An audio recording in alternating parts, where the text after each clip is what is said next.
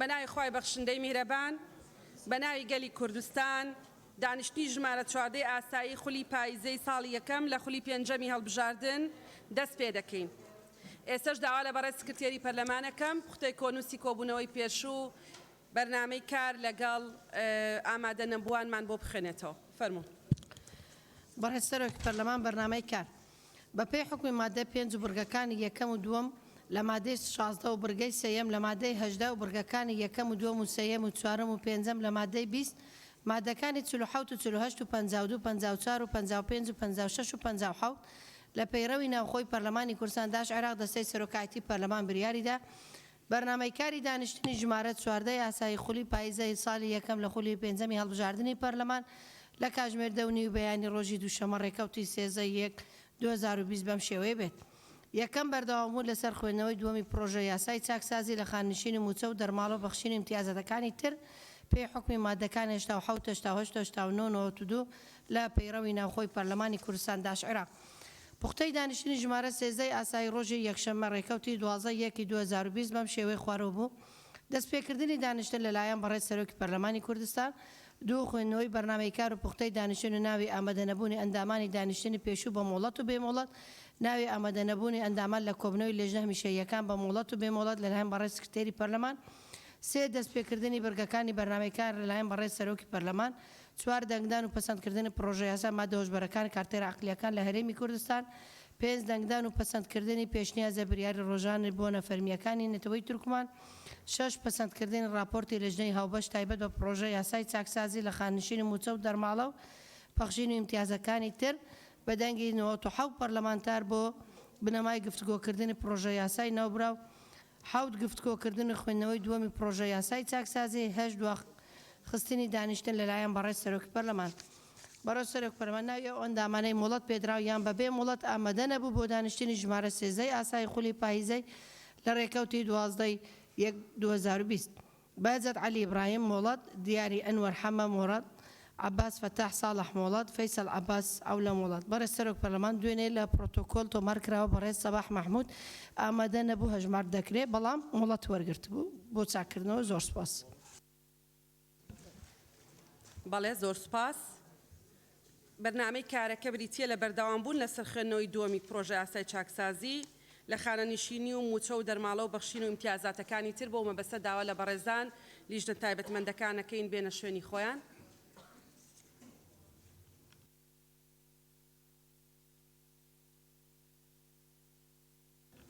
بەڵێ کاکتۆر. بەڕێز سەرۆکی پەرلەمان پاڵپشت بە مادەکانی 58-59-60 لە پەیڕەوی ناوخۆی پەرلەمانی کوردستان دوو مانگە ڕەنگە زیاتریش پرساندنێکمان ئاراستەی بەڕێز وەزیری دارایی کردووە تاوەکو ئێستا وەڵامەکەی ناتووە داوا لە بەڕێستانەکەین یان جەنابی وەزیر ڕوونکردنەوەکمان لەسەر ئەو بابەتەدا کە تاوەکو ئێستا بۆچی وەڵامەکە ناتووە. سپاس.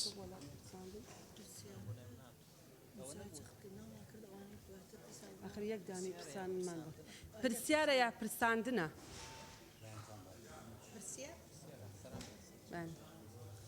چەند پرسیارێکمان ئاراستە کردووە بە پێی مادەکانی 58-59-60. بەڵێ.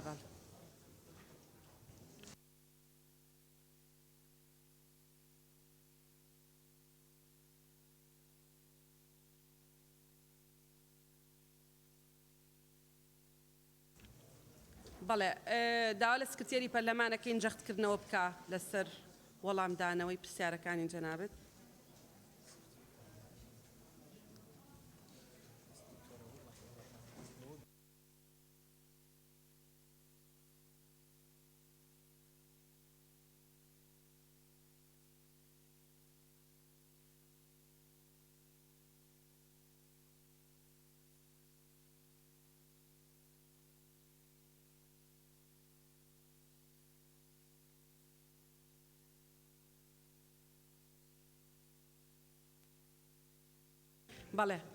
بەڵێ بەڕێزان لیژنە تایبەتمەندەکان بەشی پێنجەم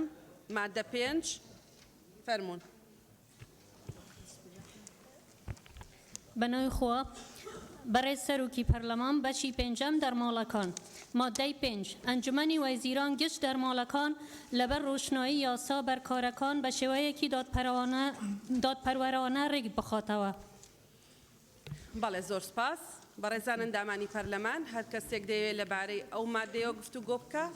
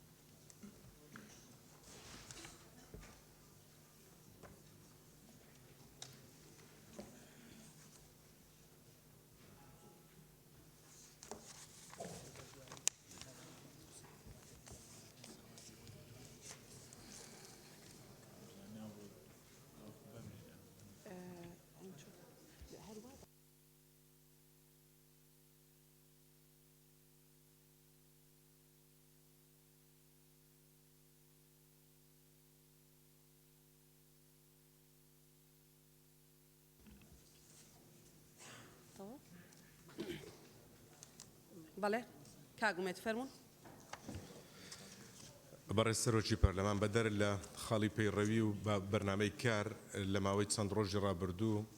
حەسەن نەسڕوڵڵا پەلاماری هەرێمی کوردستانی داوە و ناو زڕاندنێکی بۆ ئەزمموی کوردستان و سەرکردەکانی ئێمە کردووە مەداوە دەکەین پەرلەمانی کوردستان وەکو نوێنەرانی گەلی کوردستان لەو بابەتە هەڵوێستی فەرمی هەبیتن وەڵامی ئەو چاواشەکاریە بداتەوە کە دەرحەق بە ئەزمموی کوردستان و خەڵکی کوردستان ئەنجامیداوە. زۆر سپاس. بەڵێ سپاس یادا شتێک بنووسن جەنابتە. بەڵێ ناوەکانە خوێنینەوە. بەدرێخان دکتۆر شێرکۆ،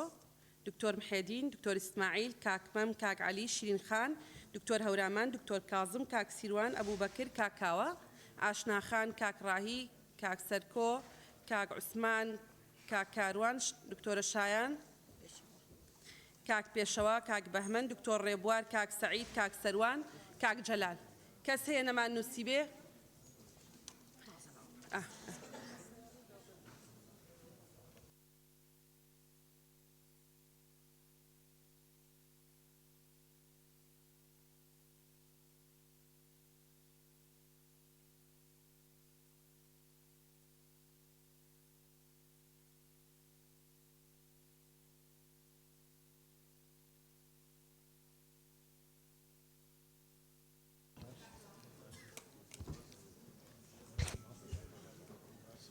بەڵێ فەرموو کاک چیان نقطە نیزام. برای سەرۆکا پارلەمانی متێبینیە کە بوو سەر شێوازە کومبوونە یا دوو یا ئەڤروکە بۆ زانینە هەموو برادرە کە ئەف راپۆرتە هاتبوو هەواڵەکردن بۆ 7 لجنێت تایبەتمەند 7 ئەندام هەشت لجنە نێزیکی 6 لجنە بەڵێ نێزیکی 66 ئەندام پەرلەمانە بەشداری چێکردنا vê راپۆرتê دەبین بەس مەخابنی و ئەف کەسێ کە مداخلێت کن هەمان ئەو کەسن کە شێوازی vê راپۆرتê ئامادەکردنە ئەس بینم کو مداخلکردنەوان کەسا هەمان کەس بوون کە بەشداری تو کومبوونێدا کرینە تێبینیە خۆی کومبوونێدا کرینە ئەف راپۆرتە بە ئامادەبوونا هەر 66 ئەندام پەرلەمانێکران ئەس بینم ئەو کەسێ مداخلێکن هەمان ئەو کەس بوون کە راپۆرت یان باوەری بوە راپۆرتێنینە یان شێوازێکی هیویدارم بچێک ڕێکخستنێک دەوێت راپۆرتێ دەهات بە ئەف راپۆرتە شێوازێکی ڕێکوپێک ڕێوە بچێت و کوشتنا دەمیە ئەس باوەرکەم. زۆر سپاس. لەبەرەوەی ئێمە پرۆژەکەمان بەش کردبوو بۆ نمونە لیژنەی شەهیدان بەس ئەو بەشیان بینیەوە کە پەیوەندی بە شەهیدان هەیە لیژنەی پێشمەرگە و پێشمەرگە بەس ئەو بەشیان بینیەوە کە پەیوەندی بە پێشمەرگە هەیە بۆیە ئێمە دەرفەتیان دەدەین و هیچ خاڵێکیش لەناو پەیڕەو نییە ئەو حەقە بدا بە ئێمە بڵێ ئەگەر یەکێک لەسەر راپۆرتێک ئیمزای کردبوو بۆی نییە قسە بکە هەتا ئێمە بتوانین ینی بەڕاستی ڕێی لێ بگرین هیچ خاڵێک نییە ئەو دەسەڵاتی پێدابین بۆیە هەمووان حەقی ئەویان هەیە بە گوێرەی پەیڕەو قسەی خۆیان بکەن. بەڵێ بەڵێ بەدرێخان فەرموو. بەناوی خۆی بەخشندەی میهرەبان بەدریە ئیسماعیل محمود بەڕێز سەرۆکی پەرلەمان بەشی پێنجەم کە باسی دەرماڵەکان دەکات تەنها بە یەک مادە ئایا یەک مادە لە یەک بەشدا دروستە هەروەها بۆچی دەرماڵەکان وەکو تەواوی موچە و خانەنشینی و سوودمەند بووان لە بودجەی گشتی بە چەند مادە و بڕگەیەک ڕێک نەخرا و ئەم پرسا لە پەرلەمان سەندراوەتەوە بۆ ئەنجومەنی وەزیران زۆر سوپاس. زۆر سپاس. کاک ڕاهی. بەناوی خۆی گەورە و میهرەبان بەڕێز سەرۆکی پەرلەمان ڕاهی ڕاهبەر سەبارەت بە مادەی 5 بەڕێز سەرۆکی پەرلەمان ئاماژە بە یاسا بەرکارەکان کراوە ئەگەر مەبەست لە یاسا بەرکراوەکان ژمارە 22/2008 بێ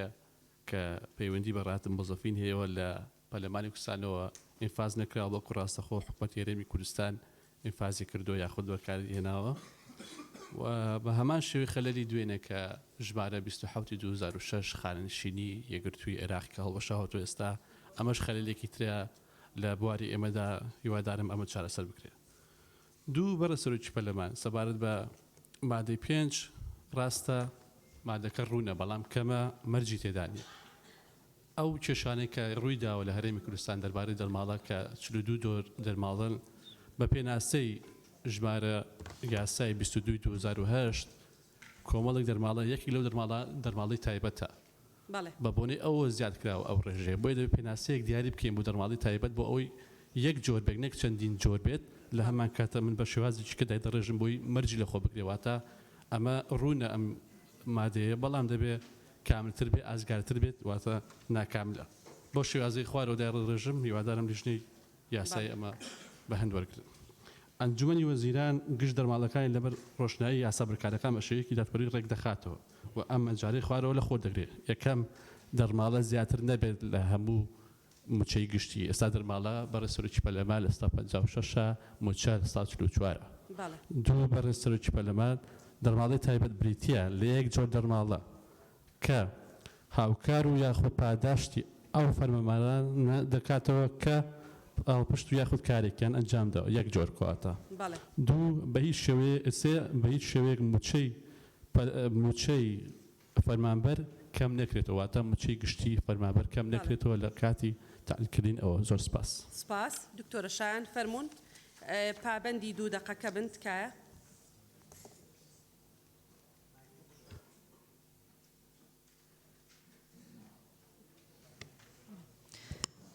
بەناوی خوای گەورە بەڕێز سەرۆکی پەرلەمان شایان کاکە ساڵح مادەی 5 ئەنجومەنی وەزیران گشت دەرماڵەکان لەبەر ڕۆشنایی یاسا بەرکارەکان بە شێوەیەکی دادپەروەرانە ڕێک بخاتەوە بەڕاستی ڕوون نییە ئەوە لەبەرەوە مەبەست داوا دەکەم ڕوونکردنەوەیەکمان بداتێ بەڕێز نوێنەری ئەنجومەنی وەزیران مەبەست لە دەرماڵەکان کام دەرماڵانن و لەبەر ڕۆشنایی یاسا بەرکارەکان کام یاسا بەرکارەکان و هەروەها پشتگیری کاک ڕاهی ڕاهبەر دەکەم. سپاس. بەڵێ سپاس. کاک سەعید. بەڕێز سەرۆکی پەرلەمان سعید هەرکی هەموو لاکمان هەست بۆی دەکەن کە نەعەدالەتێکی زۆر لە دەرماڵی فەرمانبەران هەیە لە وەزارەتێکەوە بۆ وەزارەتێکی تر طبعا ئەو مادەی کە دەستنیشان کراوە مادەکە مەتاتێکی زۆری تێدا بۆ حکومەتی هەرێمی کوردستان ئەنێ پێم وایە دەبێت یەک سەقفێکی زەمانی هەبێ دوش بە شێوەیەکی قانونی حکومەت ملزم کاتن بە زووترین کان جێبەجێ بکات یعنی بۆ نمونە وشەی پێویستە لەسەر حکومەت زیاد بکرێتن. زۆر سپاس. بەڵێ زۆر سپاس. کاک بەهمەن. بەڕێز سەرۆکی پەرلەمان دەبەن ئەو خاڵە من پێم وایە زۆر پێویستە لە پرۆژە یاساکە وەکو خۆی بمێنێەوە ئەو دەسەڵاتە بدەینە حکوومەت بەڵام بە مەرجێک حکوومەت لە داهاتووە چ بە ڕێنمایی چ بە یاسا و دەرماڵان ڕێکەخا پەرلەمان ئاگادار بکاتەوە بەوە یەکسانیەک بەڕاستی ئێستا نەعەدالەتێکی گەورە لە دەرماڵەکان هەیە هەتا ئەم نەعەدالەتیە لە ناو یەک وەزارەتیشا هەیە کەسێک کە زۆر ماندووە بێ و تووشی خوتورە بێ کەسێکیش لە شوێنی خۆی دانیشتۆ وەکو یەک دەرماڵەوەرەگن یان هەندێک وەزارەت هەیە دەرماڵەکانیان فول لە وەزارەتێکی تر کە لەو ماندووترە بێ دەرماڵەکانیان وەکو ئەو نییە بۆیە هیوادارین دادپەروەرەیەکی باش لە بینی وەزارەتەکان و لە نێو وەزارەتەکانیش لە نێو فەرمانبەرەکانیان بەدی بێ و چاوەڕوانی ئەو هەنگاوی حکوومەتیشین. زۆر سپاس. سپاس بۆ جەنابێت. کاک عەلی. بەناوی خوای گەورە بەڕێز سەرۆکی پەرلەمانی کوردستان من دیدی من وایە ئەم مادە لێرە هیچ وەزیفەیەکی دقیقی نییە چونکە ئەگەر هیچ شتێک دیاری نەکراوە دەرماڵەیەک بە قانون بێت تا بۆ ئەوەی بە قانون تعدیلی کەین ئەگەر دڵماڵەیەکیش بە ڕێنمایی دانرا بێ کەواتە دەتوانرێتەوە بە ڕێنمایی دەستکاری کرێت ئەگەر دەرماڵەیەکیش تەنفیزی ڕێنماییەکە خراپ بێت ئەوە ڕێنماییشی ناوێت ئیجراعاتێوێ بۆ نمونە دەرماڵی مەترسی بۆ فیئەیەک دانراوە بەڵام لە دەوروبەری 6 فیئەیتر لێی سوودمەند بوون کەواتە ئەمە ئیجراعاتێوێ ئەم بڕگەیە ئەگەر هەر ئەمێنێتەوە بەڕێزان لە ئەنجومەنی وەزیان تەوزیحات دەن بۆ نمونە مامۆستا قەلەقە کارمەندانی تەندروستی قەلەقە مامۆسایانی زانکۆ قەلەقە ئێمە لەگەڵ ڕێخستنەوەی دەرماڵین بە دڵنیایی بۆ نمونە ژمێرکارێک ئەگەر 10 ساڵ خزمەتی وەزیفی هەبێت بە هەمان پلە هەمان ساڵی خزمەت لە سەرۆکایەتی هەرێم بۆ وەزارەتی خوێندنی باڵا تا بۆ نمونە وەزارەتێکی وەکو کار لەوانەیە مەعاشەکان دووقات و سێقات بێ لە کاتێکە خزمەتیان وەکو یەکە تەمەنیان وەکو یەکە منداڵیان وەکو یەکە شەهادەیان وەکو یەکە هەمووی بەڵێ ئەمە ئەبێ ڕێک خرێتەوە ئەوەی کە ئیسعاف لێ ئەخورێ و تووشی حادیسەیە بێ و ئەگەری مردنی هەیە لەگەڵ ئەوەی واریدە و سادیرەیەکە لە کەرتی ساحە بە دڵنیاییەوە نامانوێ وەکو یەک بێ بەڵام پرسیارەکە ئەوەیە ئەمە بۆ کێ چونکە لە 156 موچە دەرماڵەیە ئێستا هەموو فەرمانبەران قەلەقن ئەوەی منی بەرەکەوێت ئەوەی منی بەرەکەوێت یا بەری ناکەوێت بۆیە هیوادارین ئەم بابەتە بەڕوونی ئاماژەی پێ بدرێ لێرە زۆر سپاس دکتۆر هەورامان بەڕێز سەرۆکی پەرلەمان بەناوی خۆی بەخشندەی میهرەبان هەورامان گەچێنەی من پێم وایە کە ئەم مادەی پێنجە بەڕاستی ینی ئەنجومەنی وەزیران دەزواڵا ئاکا کە بتوانێت بە شێوەیەکی یاساییش چونکە لە پەرلەمانەوە و مادەیەکی سەر بەخۆیە دەرچووە بتوانێت دەستکاری لە 156 موچەی هەموو موچە خۆران بکات کە ئەمە بە حەقیقەت مەخاویفی دروست کردووە ئێمە حکوم نادێن لێرە بەس مەترسی دروست کردووە لە لای موچە خۆران بەوەی کە هەمان پاشەکەوتی موچە بێ کە کرا هەمان پاشەکەوتی موچە بەڵام ئەم جارە بە شێوەیەکی یاسایی ینی بەرگێکی یاسایی بە بەراکرێ کە ئەمە بە حەقەت مەخاویفێکی زۆری دروست کردووە من پێشنیارەکەم کە ئەم مادەیە لا ببرێت ئەنجومەنی وەزیران ئەتوانێ پرۆژە بڕیارێکی تریان پرۆژە یاسایەکی پێشنیاز بکات لە پەرلەمان کۆمەڵی قەواعید و بنشینەی زۆر ڕێک و پێک دەربچێ بۆ دەرماڵەکان و دوای ئەنجومەنی وەزیران دەتوانێت بە ڕێنمایی تەکمیلەی بکات ئەمە بەو جۆرە بمێنێتەوە دەزواڵاکردنی ئەنجومەنی وەزیرانە بەوەی کە بتوانێت هەر کاتێک ئەگەر خۆی ویستی پێی باش بوو دەستکاری لە 156 موچەی هەموو موچە خۆرە بکات ئەمەش مەترسیەکی گەورەیە بەڕاستی زۆر سپاس بەڵێ سپاس بۆ جەنابەت سەرچنارخان بەڕێز سەرۆکی پەرلەمان سەرچنار ئەحمەد مادەی 5 ئەنجومەنی وەزیران گشت دەرماڵەکان لەبەر ڕۆشنایی یاسا بەرکارەکان بە شێوەیەکی دادپەروان ڕێک بخاتەوە گشت دەرماڵەکانی هێناوە ئێمە دوو جۆر دەرماڵەمان هەیە دەرماڵەمان هەیە کە بە شێوەیەکی یاسایی ئوسوڵی دانراوە و دەرماڵەشمان هەیە بە شێوەیەکی نایاسایی ئەتوانێت ئەم بۆ ئەوەی ئەو دڵە ڕاوکێش لەلایەن فەرمانبەرانەوە نەبێ موچە خۆران و فەرمانبەران کە دەرماڵەکانیان ئەبڕێت یان ڕێکە خرێتەوە یان ئەو دادپەروەرانە وشەیەکی مەتاتیە و ناتوانانی گرنتی بێ بەوەی کە چۆن تەنزیم ئەکرێت ئەتوانێت ئەم خاڵی بۆ زیاب بکرێت لە دوای دادپەروەرانە ڕێک بخاتەوە ئەم نەسەی بۆ زیاب بکرێت بە شێوەیەک ئەو دەرماڵانەی کە یاساین دەستکاری نەکرێت و پاکسازی بکرێت لە دەرماڵە نایاساییەکان سوپاس بەڵێ زۆر سپاس دکتۆر کازم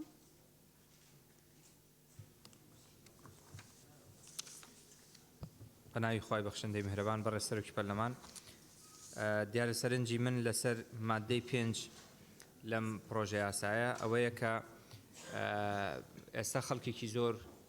ترسی ئەوەیان هەیە کە لە ڕێی ئەمەوە موچەکانیان کەم ببێتەوە مەبەستم لە فەرمانبەری حەقیقیە مەبەستم لەو کەسانەیە کە بەندیوانین و دوو موچە و سێ موچەنین بەڵکو فەرمانبەری حەقیقین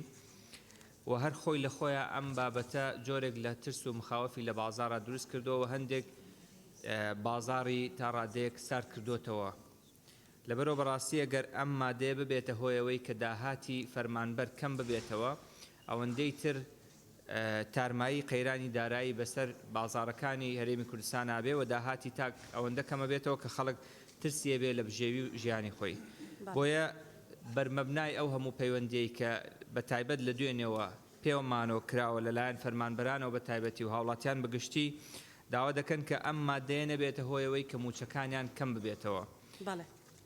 ئەوەی بەلای ئەمەوە گرنگە ئەوەیە کە ئەم پرۆژەیە بتوانێت ئەو داهاتانەی کە ئەو موچانەی کە ناحەقن نایاساین بندیوارن دوو موچە و سێ موچەند بیبڕێ بەڵام ئەو فەرمانبەرانی کە بە حەقیقی و بەڕاستەقینە لە فەرمانگەکانە دەوامەکەن موچەی خۆیان بە تەواوی وەرگرن بۆیە پێشنیاز دەکەین کە یەک دێڕی بۆ زیاد بکرێ بە مەرجێک لە هیچ حاڵەتێکە نەبێتە هۆی کەمبوونەوەی موچەخۆرانی حەقیقی لە فەرمانگەکانی هەرێمی کوردستان. بەڵێ زۆر سپاس. زۆر سپاس. بەڵێ دکتۆر محێدین. بەڕێز سەرۆکی پەرلەمان ئەوەی پەیوەندی بە ڕێخستنەی دەرماڵەکانەوە جۆرێک لە تەخویل کردنی یعنی دەسەڵاتدانە بە ئەنجومەنی وەزیران کە بە ئارەزوی خۆی چاوخشانەوە بە دەرماڵەکان بکە. ئێمە دەزانین دەرماڵەکان هەمووی بە یاسا ڕێک دەخرێن بۆیە وا باشترە ئەنجومەنی وەزیران ئەگەر بێوێ دەستکاری دەرماڵەکان بکە پێم وایە دەبێت بە پرۆژە یاسایەک ئاراستەی پەرلەمانی بکە و لە پەرلەمانەوە بڕیار لەسەر بدرێت. ئەگەر پەیوەندی بەو دەرماڵانەیە کە لە ساڵانی ڕابردوو بە ڕێنمایی و بڕیار دراوە بە کۆمەڵە کەسانێک ئەوە ئەنجومەنی وەزیران دەتوانێت لە ڕێگای خۆی هەر بە بڕیار یان بە فەرمانێک یان بە ڕێنمایەک ئەو دەرماڵانە ببڕێ چکو بەڕاستیەتە جۆرێک لە دڵە ڕاوچێ و نیگەرانی لای فەرمانبەران و موچەخۆرانی کوردستان هەیە بەوەی کە ئێستاکە مەترسی لەسەر بڕینی بەشێک لە دەرماڵەکان هەیە. ئێمە دەزانین وەکو برادرانیش ئاماژەیان پێکرد لە هەندێک وەزارەت بۆ وەزارەتی تر جیاوازی زۆر لە دەرماڵەکان هەیە هەمان پلەی وەزیفیان هەیە هەمان بڕوانامەیان ئەمە ساڵی خزمەتیان هەیە بەڵام جۆرێک لە جیاوازی هەیە کەسێک ممارەسەی دەرماڵەی مەترسی دەکاتن بەڵام کەسێکی تر لە فەرمانگەکە دانیشتۆ وەری ناگرێت پێم وایە ئەوە دەتوانرێت لە ڕێگای ڕێنمایی و بڕیارەوە ئەوانە جێبەجێ بکرێت. زۆر سپاس.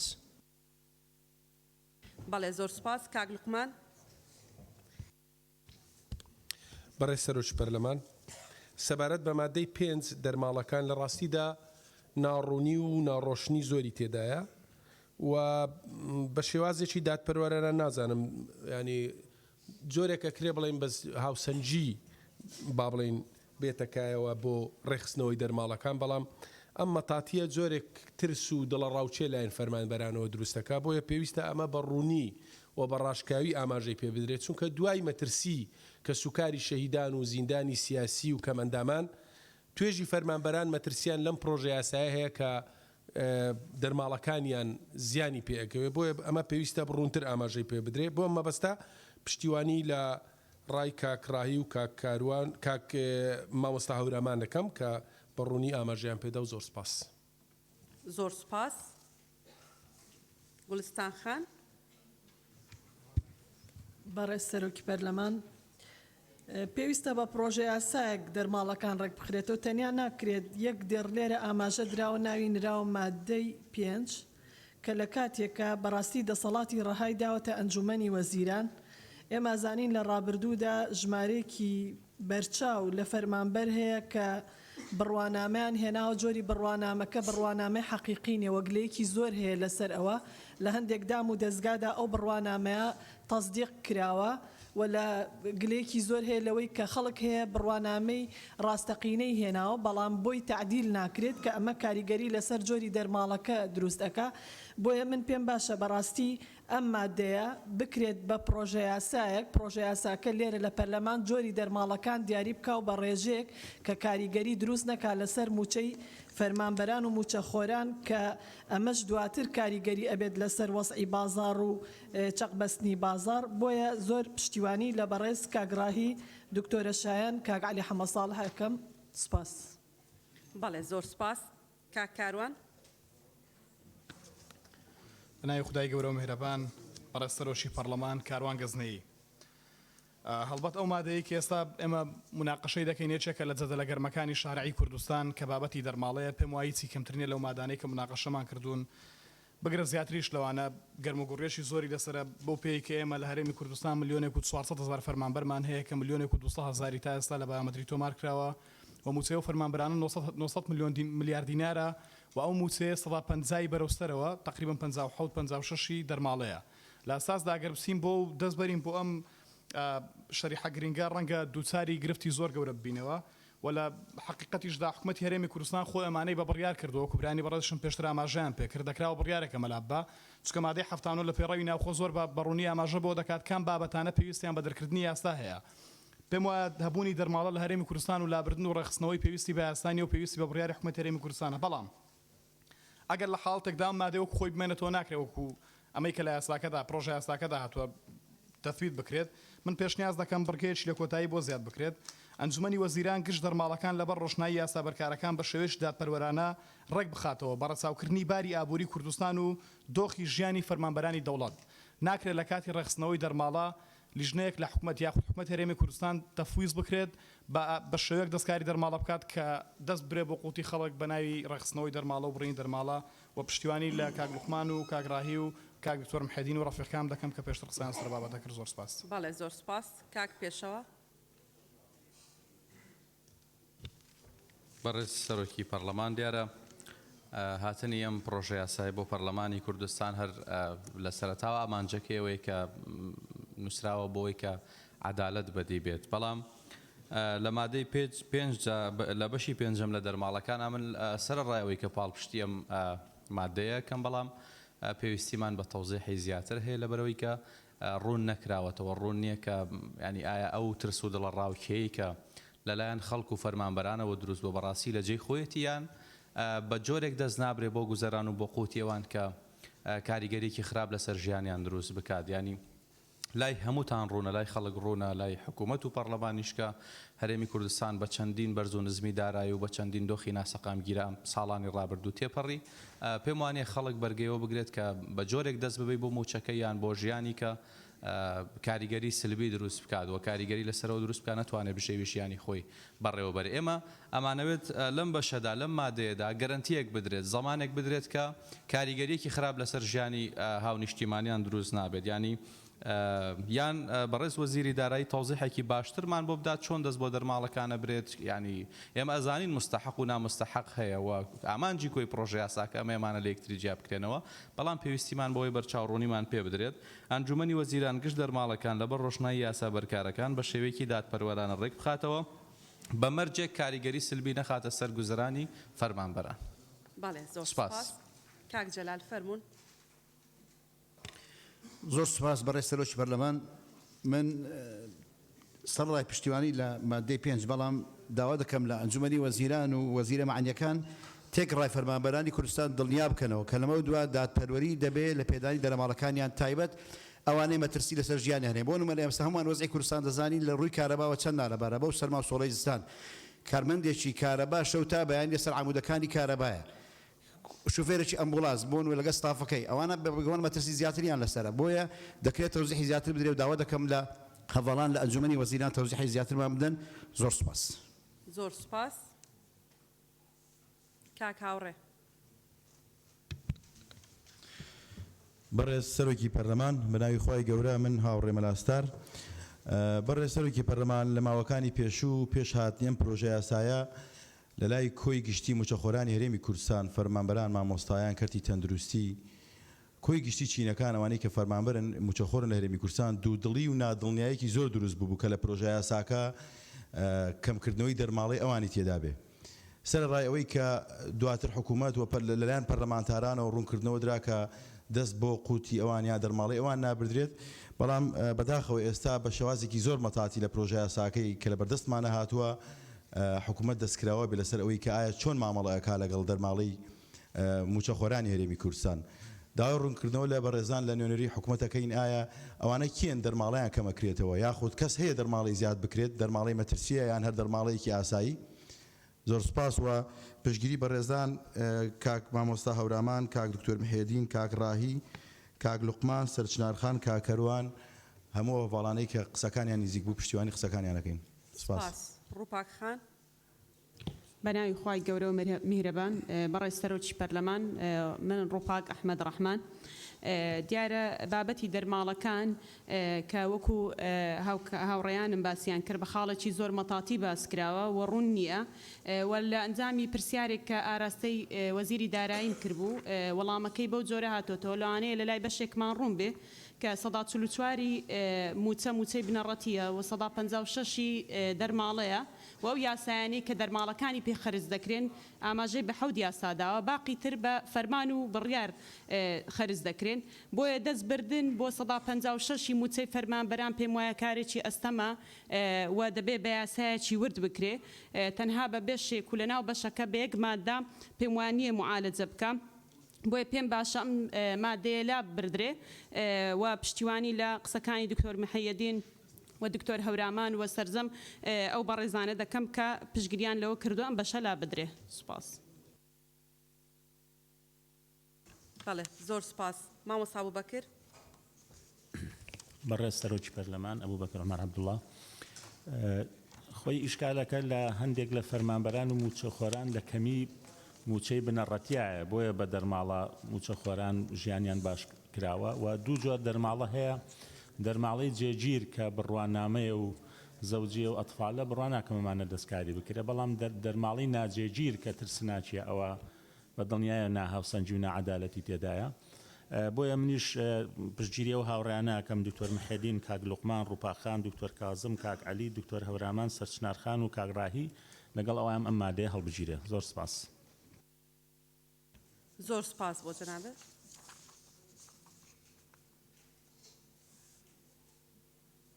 دكتور إسماعيل.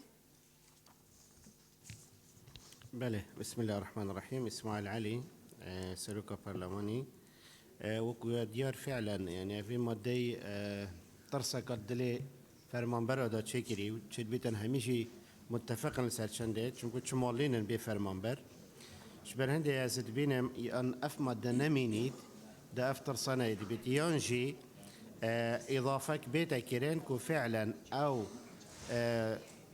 مخصصات جهگیری ثابت دستکاری دانه تکرین. شبر هندی از پشتوانی هندی یا خوشکا سرچنار کم دکتر کاظم کم مرجع ببیت دان. آن ماده نمینید. آن اگر ما مرجع بیت دان آندن دستکاری درمال ثابت دانه تکرین. سپاس. بله. شیرین خان. بەڕێز سەرۆکی پەرلەمان شیرین یونس لەم مادەیەدا دەبێت حکومەت زەمانەتی ئەومان بداتێ ئایا موچەی فەرمانبەران دەبڕێت دەرماڵەی فەرمانبەران دەبڕێت یان نا و دەبێت حکومەت خۆی تەعاملی ئەوەش بکات کە دەرماڵەکە دەبڕدرێ یان نابڕدرێ و پێشنیار دەکەم ئەو مادەیە هەرلا ببردرێت و پشتیوانی لە قسەکانی کاک ڕاهی و کاک عەلی و کاک دکتۆر محەیدین و دکتۆر هەورەمان و سەرچنارخان و کاک لوقمان و گولستان خان و هەموو برادەران دەکەم. سپاس. هەموو برادران نابێ هەرێکە و نوعی قسەی کردووە. بەڵێ بەڵێ باشە کاک سەروان فەرمون. بە ناوی خودای گەورە و میهرەبان بەڕێز سەرۆکی پەرلەمان من سەروان هەرکی نازانم پرۆژەکەمان ناوە پرۆژەی چاکسازی کەچی دەبینم هەمومان ترسمان لەو پرۆژەیە هەیە یعنی لام سەیرە حکومەت لێرە لەو مادەی 5 نەیگوتووە من دەرماڵە دەبڕم بە شێوەیەکی دادپەروەرانە ڕێک بخاتەوە بۆ ترسمان لە دادپەروەری هەبێت بۆ ترسمان هەمومان داوای ئەوە دەکەن کە عەدالەت هەبێت دەبا لێ بگەڕێن با حکومەت ئەو عەدالەتیە بۆ ئێمە بکات لەوە دروست هاوڕام کە ئەو مادەیە وەک خۆی بمێنێتەوە چونکە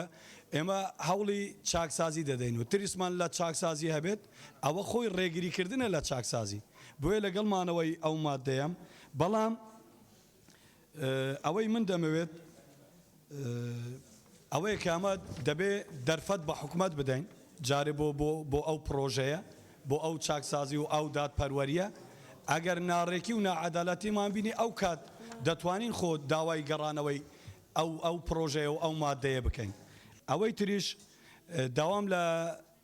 حکومەت هەیە بەڕاستی لە دادپەروەری لە موچەی لە دەرماڵەی پێشمەرگە بکات چونکە ئەو ئەرکە قورسی لەسەر شانی پێشمەرگەیە لەسەر شانی هیچ کەسێک نییە چونکە پێشمەرگە دەمرێت بۆ ئەوەی ئێمە بژین تەنها دەرماڵەی پێشمەرگە ڕێک بخرێت و کارێکی باش بۆوان بکرێت وەکو موچە پلە باڵاکانی لێ نەکرێت ئێمە موچەمان زۆرە دەرماڵەش بۆ ئێمە زۆرە بەڵام موچەی پێشمەرگە خۆی کەمە هەشە دەرماڵەشی نیەی منداڵ و ئەوانە بەڕاستی داوای ئەوە دەکەم و بەس و بڕواشمان بۆوانەیە کە یەکەم پرۆژەیان چاکسازی بێت بۆ ئەم ملەتە دەرفەتیشیان پێ دەدەین و بڕواشمان پێیانە و هەستیش دەکەم عەدالەت دەکەنەوە بۆیە وەک خۆی بمێنێتەوە ئەو مادەیە. بەڵێ زۆر سپاس.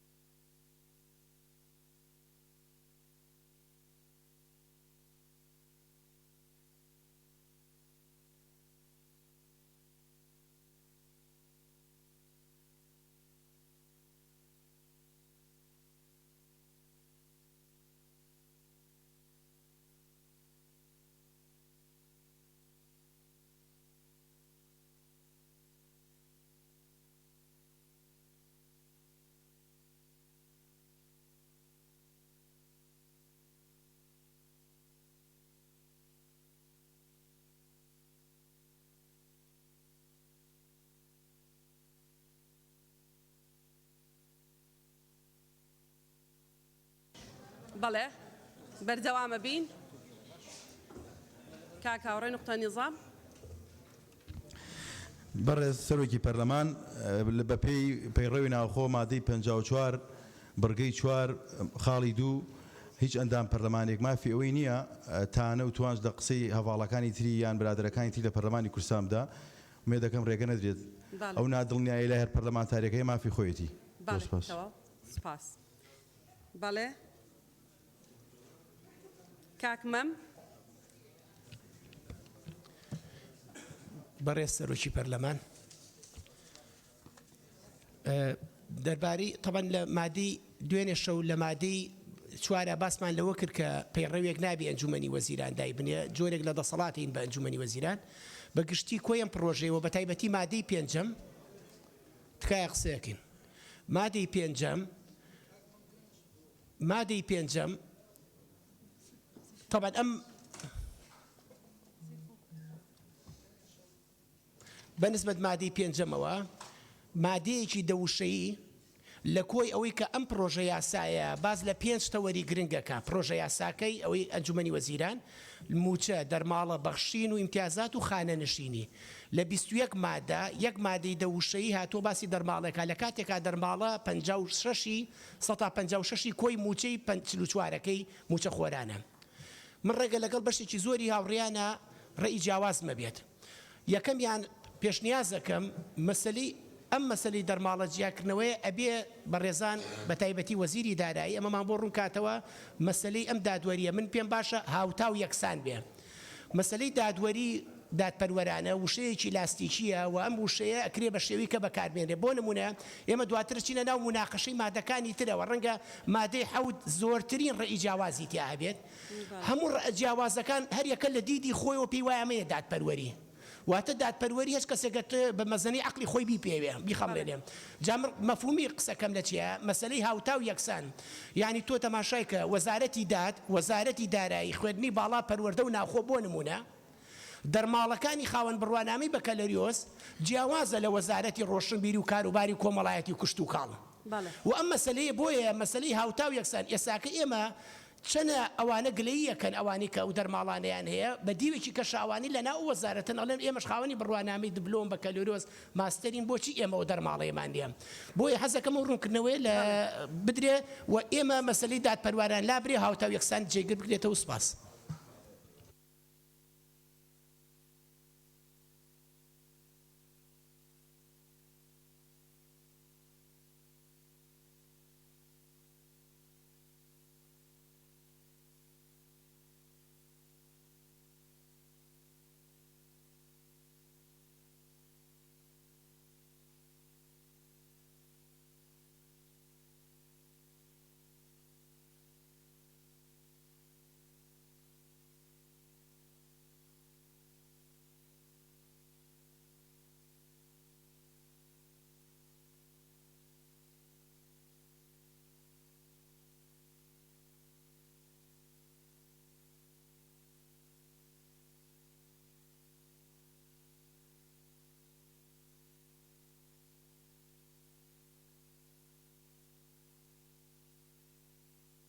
بەڵێ کاک سەرکۆ فەرموون. بەڕێز سەرۆکی پەرلەمان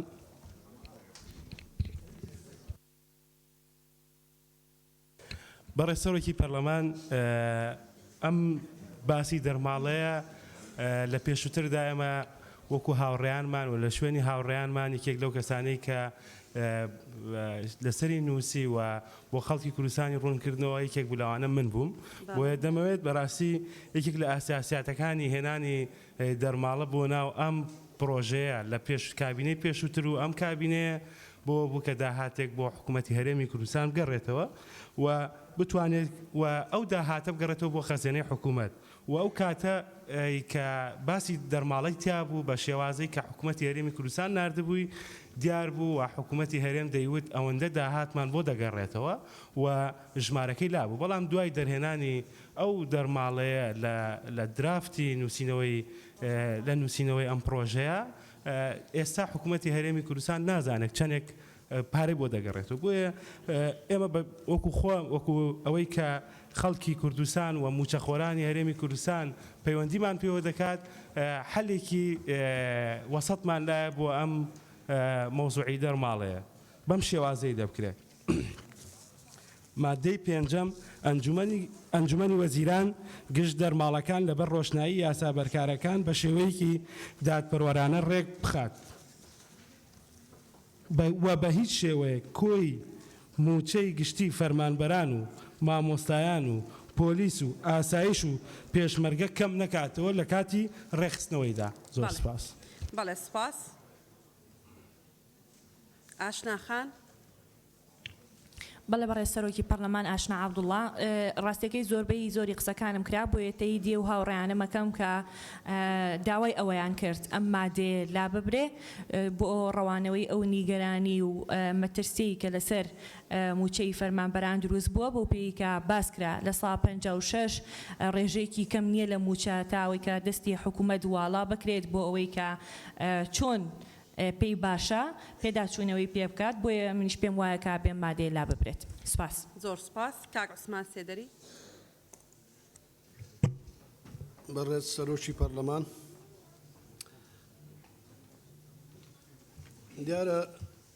مادەی پێنج تا ڕادێک بەرچاونە ڕوونی تایە لەبەر ئەوە دەبواە هەموو ئەو برگانە کە خۆی لە زیاتر لە چل خاڵە ئەبینێتەوانێ کە پیان دەگوترێت دەرماڵی مەترسی بێجگە لە دەرماڵی خێزان و منداڵ دەبواە لانی کەم ئەمانە بنووسرایەوە لە بەرامبەریشیاندایە بەرامبەریشیاندا ئیشارەت بەوە بدرایە ئەم دەرماڵانە دەرماڵە با بڵین دەرماڵی تەندروستی کارەبا کە چەندین وەزارەتی تریشەن ئەمانە مەترسیەکان ڕێژەکەی چەندە بۆ ئەوەی ئێمە بەرچاوڕوونی زیاترمانە بواە بەڵام من داواکارم کە ئەمە نەکرێت بە کردنەوەی دەرگایەک بۆ کەمکردنەوەی موچەی فەرمانبەران کە لە ئێستادا چاوەڕوانی ئەوە دەکەن موچەکانیان زیاد بکات و ئەمە نەکرێت بە بیان و بۆ ئەوەی موچەی بەشێک لە فەرمانبەران کەم بکرێتەوە و هەروەها پشتیوانی لە ڕای ئەو برادرانەش دەکەین کاگ ڕاهی کاگ عەلی مامۆستا هەورامان کاگ لوقمان کاگ محەدین گولستان خان کاگ کاروان کاگ سەرکۆ کاگ سەروان شیرین خان کاگ بەکر کاگ هاوڕێ کاک جەمال زۆر سپاس کاک هاوڕێ بەڵێ دکتۆر ڕێبوار بە ناوی خی گەورە و میرەبان ڕێبوار بابکەی بەڕێ سەرۆکی پەرلەمان ئەلبەت مادە پێنج یەکێکە لە مادە گرنگەکانی ئەم پرۆژە یاسایە لەبەرەوەی ئەو مادەیە جەخت لەسەر داهاتێکی شەریحەی موچەخۆرەکە بە ناوی دەرماڵە کە جیاوازیەکی ئەوتۆ نییە بۆ دروستکردنی ئینکەم و داهات بۆ موچەخۆر لەگەڵ ینی بابەتی موچە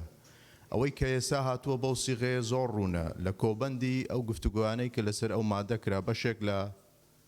پەرلەمانتارە بەڕێزەکان نیگرانی ئەوەیان دەربڕی کە ئەمە لا ببرێ یان بە شێوەیە کە جۆرێک لە مەتاتێتی دیارە من لێرەمەوە حەزەکەم جەخت لەسەرەوە بکەم کە بابەتی بڕین بەی شێوەیەکی تیانە ڕێخستن بۆ ئەوەیە کە لە هەر دەرماڵەیەکە لە هەر فیئەیەکی موچەخۆر کە لە موچەکانی جۆرێک ناهاوسەنگی هەبێ یان ناداتپەروەری هەبێ ئالەوەیە ڕێک دەخرێتەوە لەگەڵ ئەوەشدا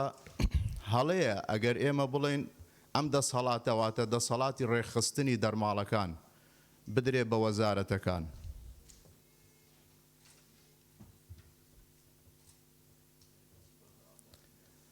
وەڕێ سەرۆکی پەرلەمان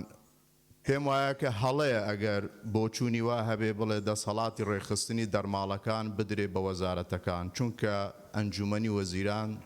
تاکە دەسەڵاتە کە هەم ڕەزامەندی دەردەبڕێ لەسەر دەرماڵەکان و هەمیش تاکە دەسەڵاتەکە دەسەڵاتی ئەوەی هەیە کە ڕێکی بخاتەوە بۆیە لێرە دەستەواژەی دەرماڵە گشتیەکان و ڕێخستنەوەیان حەسڕیەن بۆ ئەنجومەنی وەزیرانە ناکرێ بۆ وەزارەتەکان بێ زۆر سپاس کاک شاخەوان بەڕێ سەرۆکی پەرلەمان دیارە مادەی پێنج بەشێک لەو هاوڕێیانە باسییان کرد بە بڕوای منیش یعنی مادەی پێنج گومانەکرێت کە ئەم مادە ببێتە هۆی کەمکردنەوەی موچەی موچەخۆران لەبەرەوە من پشتیوانی و هاوڕێیانە کەم بۆ لابردننی مادەی پێنج و بە بڕوای من مادەی پێنج زەمینە خۆشەکات بۆ ینی ئەگەڕێمەوە بۆ ینی زەمینە خۆشەکە بۆ ینی تەسیراتی هەیە لەسەر مادەی دوو بە تایبەتی لە بڕگەی سێی مادەی دوو کە پەیوەندیەیە بە کەسوکاری شەیدان و ئەنفالۆ لەبەرەوە لە مادەی دوو لە بڕگەی سێ ئێمە دوێنێ زۆر مناقەشەی ئەومان کردووە کە بەپێی یاسای خاننشینی بەرکار موچەی شەید ئەبرێت لە دوای ئەوەی کچ و کوڕی شەهید کە 18 ساڵ تەواوەکەن بەپێی یاسای خاننشینی بەرکار موچەی شەیدەکە ئەبرێتوانە مادەی پێنجش ئەتوانم بڵێم زەمینە خۆشەکە ئەبێ بە پشتیوانیەک باشە بۆ مادەی دوو بە تایبەتی بڕگەی سێ لەبەرەوە تکامان وایە یعنی یعادەی کێوەش بکرێت پیاچوونەوەی بکرێت ئێمە دوێنێ زۆر مناقەشەمان کرد لەگەڵ کاگامانج لەگەڵ جەنابی وەزیری شەیدان کە یاسای خاننشینی بەرکار لە مادەی دوو لە بەرگەی سێ هەڵبگیرێت چونکە بەڕاستی یاسای خاننشینی بەرکار بڵێ یاسای خاننشینی بەرکارەگە لە مادەی دوو لە بەرگەی سێ هەڵنەگیرێ موچەی کە سوکاری شەید و ئەنفال ئەبرێ من زۆر تەکید لەوە ئەەکەم و ئەم مادەش ئەبێ بە پشتیوانیەک بۆ بڕینی موچەی کە سوکاری شەید و من پێشنیارەکەم مادەی پێنج هەڵبگیرێ سوپاس بەڵێ سپاس کاک مەلا ناسر بەڕێز سەرۆکی پەرلەمان مەلا ناسر لە مادەی پێنج بۆ ڕێخستنەوەی دەرماڵەکان من پێشنیازەکەم لەبەر بەرژەوەندی گشتی فەرمانبەرانی هەرێمی کوردستان و هێزەکانی ناوخۆ هەندێک لە دەرماڵەکان بە یاسایەک ڕێ بخرێتەوە بۆ ئەوەی کەم بکرێتەوە بەڵام بە شەرتێک موچەی بنەڕەتی زیاد بکرێت بۆ ئەوەی لە کاتی خانەنشینبوونی فەرمانبەران و هێزەکانی ناوخۆ ئەو کاتە سوودمەندی زیاتر ئەبن بۆ ئەوەی لە 180 کە موچەکانیان وەرئەگرن موچەکانیان لە 220,000ەکە ئەگاتە نزیکەی 500,000 دینار بۆیە بەڕای من دەرماڵە کەم بکرێتەوە بەڵام موچەی بنەڕەتی زیاد بکرێت بەڵێ کاک سیروان فەرموون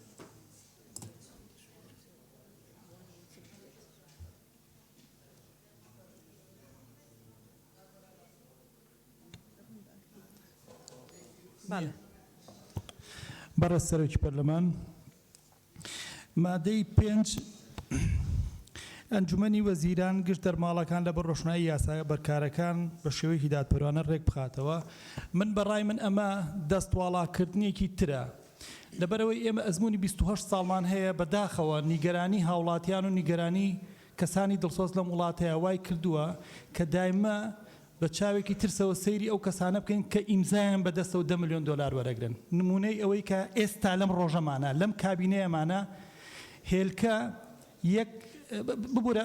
تکاکەم بە پێی بڕگەی یعنی گەیشتە تین بە پێی مادەی 55 بڕگەی چوارەم لە یەکەم ئەندام بۆی هەیە لە 3 دقیقە زیاتر قسە نکات من ئەمێ 3 دقیقە خۆ قسە بکەم یعنی بەس لە شانسی منە قسە بەڕێز سەرۆکی پەرلەمان من ئەمێ قسەکانم بکەم تەنها لە قسەی منە و چەند هاوڕێ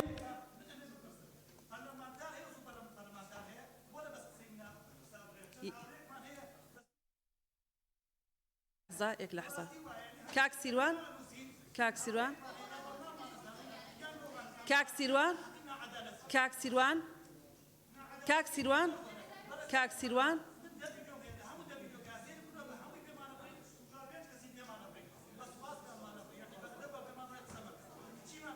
یک لحظة اگر درفت بدەی پێت دەڵێم لە داوایانە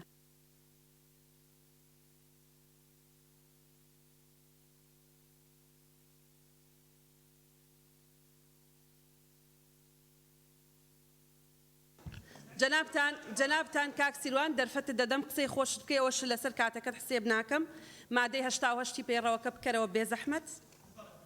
فەرموون سەری مادەی 87 کە یەکەم جار ئەڵێ یەکەم خوێندنەوەی دووەم بە خوێندنەوەی دەقی پرۆژەیان پێشنیازەکە دەست پێکات دواتر راپۆرتی لیژنەی تایبەتمەند دەخرێتە ڕوو دوو ئەوە راپۆرتەکەمان قسە دەنگدان مادەی 88 بفەرموون باسی خوێندنەوەی دووەمە ئەو ئەندامەی ناوی تۆمار کراوە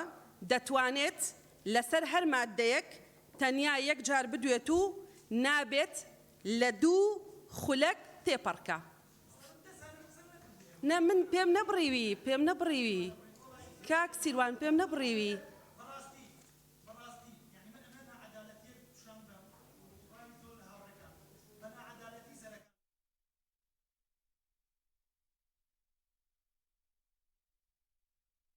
سەبکە فەرموو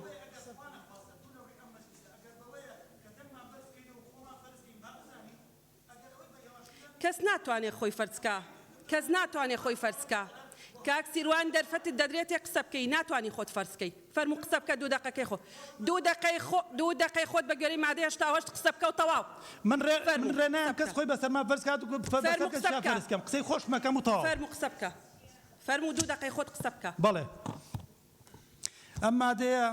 ڕێئەکاتەوە دیسانەوە بۆ ئەوەی کە گەندەڵی ببێت بەداخەوە ئەیڵێمەوە ئێستا لەم کابینەی ئێستایە گەندەڵی زۆرە لەبەر ئەوەی کە ئێستا کە هێلکە بە نمونە ئەیهێنمەوە کە هێلکە بە ئیمزایەکێت چەندین ملیۆن دلار وەرەگیرێت چێش ئەڵێ لێرە دەستواڵا نابێ بۆ ماوەیەکی تر یەکێکی کە بێت بە گەندەڵی تیا بکە من لەگەڵ ئەوەیان ئەم مادێ بە کۆمپلێتی لا ببرێت بۆ نمونە ئەگەر دەرماڵە بۆ خطورەت بێت هەر خاوەن هەر ئەو کەسانەی کە لەسەر عەمودەکان ئیشەکەن خطوڕیان لەسەر نییە هەنێک هاوڵاتی پێشمەرگە یان لەسەر بە وەزارەتەکانی ناوخۆ کە لە ناو نەژدەیەدا ئەنیشن حیمای ئەم شەقامانەمانەکەن پارەی ئەوان نییە کە قەمسەڵە بکڕن ئەبێ ئەوەش دەرماڵیان بۆ سەرفکرێ ئایا لێرە کێ زامنی ئەوە ئەکات ئەمانێ کێ زامنی ئەوە ئەکات کە دەرماڵەی موچە خوارەکان بەرز بێتەوە بۆ ئاستێکی باش و دەرماڵەی موچە بەرزەکان ئەوانەی کە شادیان بە تەزویر هێناوە لە وڵاتانی ترەوە کە دەرماڵیان زۆر بەرزکرەوە چێ ئەو دادپەروەری ئەهی نەبێ پشتگیری لە هەموو هاوڕێیان ناکەم کە داوای لابردنی ئەم مادەیەکەن سوپاس بەڵێ کاکاوە فەرموون بەڵێ بەڕێز سەرۆکی پەرلەمان بەڵێ سەبارەت بە مادەی 5 دیارە باس لە ڕێخستنەوەی دەرماڵاکە لەبەر ڕۆشنایی یاسا بەرکارەکان دیارە ئەوەی کەوا قەلەقی لای فەرمانبەران دروست کردووە ئەوەیە کەوا بەشێک لە فەرمانبەران بۆ نمونە لەو ڕۆژانە دەیان مامۆستا پەیوەندیان پێوە کردوون کە دەرماڵەی مامۆستا 150,000 باس لەوەکەن کە گوایە ئەو دەرماڵەیە دەبڕدرێ بەڕاستی ناکرێت لە پرۆسەیەک بە ناوی چاکسازی دەرماڵی چینێکی گرنگی وەکو مامۆستا ببڕدرێ بۆیە داوای دڵنیایی ئەەکەن اینجا شتێکی تر هەیەکەوە بەپێی ئەو زانیارانەیەکەوە لەبەر دەستی ئێمە نازانین تا چەند ڕاستە یان ناحەقوایە ستافی ئەنجومەنی وەزیران و بەڕێز وەزیری دارایی ڕوونکردنەوە بدات لەسەرەوە لە ئێستادا حکوومەت تەرفیعاتی فەرمانبەران قەرزارە پێم وایە دوو پلە قەرزارە دەیەوێت لە کاتی ڕێخستنەوە کە ئەو دوو پلەی فەرمانبەران بەرز بکاتەوە لە بەرامبەردا دەرماڵەکانیان ببڕێ طبعاً ئەگەر پلەکان بەرز بکرێتەوە دەرماڵەکانیش ببڕێ موچەکە وەکو خۆی مێنێتەوە فەرمانبەر هەست ناکە موچەکەی کەم بووە بەڵام لە ئەساسا دەرماڵەکە نەماوە لە کاتێکدا حەقێکی خۆیەتی کە حکوومەت قەرزاریەتی کە تەرفیعاتە بەرز کراوەتەوە بۆیە پێمان خۆشە لە ژێر ڕۆشنای ئەو مادەیە ڕوونکردنەوەی زیاتر لە لایەنی پەیوەنددار وەرگرین زۆر سوپاس و لە هەمان کات پشتگیری لە قسەکانی دکتۆر کازم و دکتۆر مەحیەدین و ڕووپاک خان و بەشێک لە برادرانی ترەکەم زۆر سپاس سپاس ڕۆژان خان لەحظەیە بەڵێ با ڕۆژان خان تەواو بێ بەڵێ برای سروکا پارلمانی راستی هر جارکی پارلمانتارک آفتنک نشیا بکتن دیف ماده 54 برگه 5 پیروی نافخو دستات جناب تنن و آفتنا برانبر دامزراوه که دستوری بیت کرنه جناب تا بریار سر بتتن بیت لابردنه ام گلک جاوریمان جناب تا بریار سر ندا دیف ماده 55 برگه دو داخواز جناب تا کم ناف پروتکل دا او وشا گندالی برانبر حکومت هاتی کرنه بیت سرینه و زور سپاس بله کاکزانه بەڕێز سەرۆکی پەرلەمان هەمان ڕای ڕۆژان خانم هەیە ناکرێت ئەم کابینەیە بە گەندەڵ ناوی ببردرێ یا دەبێت ئەم بەڕێزان پەرلەمانتارە بەڕێزە بۆمان ڕوون کاتەوە کە تەشیری بەم کابینەی حکوومەت کرد هەر لە هەمان کاتیشدا دەبێت ئەم وشەیە لە پرۆتۆکۆل بسڕێتەوە چونکە ئەمە نیەتی ئەم کابینەیە کە ئێستا کەم پرۆژە یاسایی دوو ڕۆژە گفتوگۆی لەسەر دەکەین پرۆژە یاسای چاکسازی و دەستپێکی چاکسازیەکانە لەم کابینەی حکوومەتی هەرێمی کوردستان زۆر سپاس بەڵێ کاک سەروان بەڕێز سەرۆکی پەرلەمان بەڵێ هەمان ڕای خوشکە ڕۆژان و کاکزانام هەیە بەڕاستی حکوومەتێک یەکەم کاری بۆ لابردنی و نەمانی گەندەڵی بێت بە گەندەڵ ناوی بهێندرێت ئەوە قابلی قبول نییە بەڕاستی ئێمە دانیشتوین دوو ڕۆژە بۆ بەرنامەی پرۆژەی چاکسازی بۆ نەمانی گەندەڵی بۆیە بەپێی مادەی 55 دەبێ ئەو وشەیە لا بدرێت و زۆر سپاس حکوومەت خۆیان لێرن دەتوانن دیفاع لە کابینەکە بکەن واگەر من قسەی ئەو قسانە بسڕمەوە کە ئەمان دەیکەن هیچ لە ناو پرۆتۆکۆڵان نامێنێ بەڕاستی چکەوە هەموو ڕۆژانە دووبارە دەبێتەوە لەبەرەوە ینی هەمووی ناسڕێتەوە ناتوانین هەمووی بسڕینەوە چکە هیچ نامێنێ لە ناو پرۆتۆکۆڵە زۆربەی قسەکانیشی شخصی و بەرامبەر بە من کردوێتی قبولم کردووە من ئەوەی بەرامبەر بە خۆمە ئەوەی بەرامبەر بە خۆمان ئەڵێ ناحەقیە ناعەدالەتیە ئەوە ڕێی خۆیەتی من خۆمەزانم نە ناحەقم و نە ناعەدالەتم ئەوەی تریشی کە عیلاقەی بە حکوومەت هەیە لێرە حزوریانەیە جەنابیان نەتوانن دیفاع لە خۆیان بکەن کە حکوومەت ئەو قسانی کاکسیروان دەیکا وایە یان وانە دکتۆر شێرکۆ فەرمونون بناوی خۆی گەورە بەڕێز سەرۆکی پەرلەمان شێرکۆ جەودەت بەڕێزان معلومی جەنابتانە کە حکوومەتی بەهێز یعنی ئیدارەی بەهێز ئیدارەی بەهێزیش گشتی لەبەرەوە پێشنیاری ئەوەکەم کە یەک کەلیمە زیاد بکرێ بۆ مادەی 5 کە لە داوێکە لە بە شێوەیەکی دادپەروەرانە ڕێک بخاتەوە و ڕاست بکاتەوە یعنی تەنزیمی کا و تعدیلی کا بۆ شێوەی هەموو مەترسیەکان پێم وایە تێئەپەڕ کاک حاجی سەفین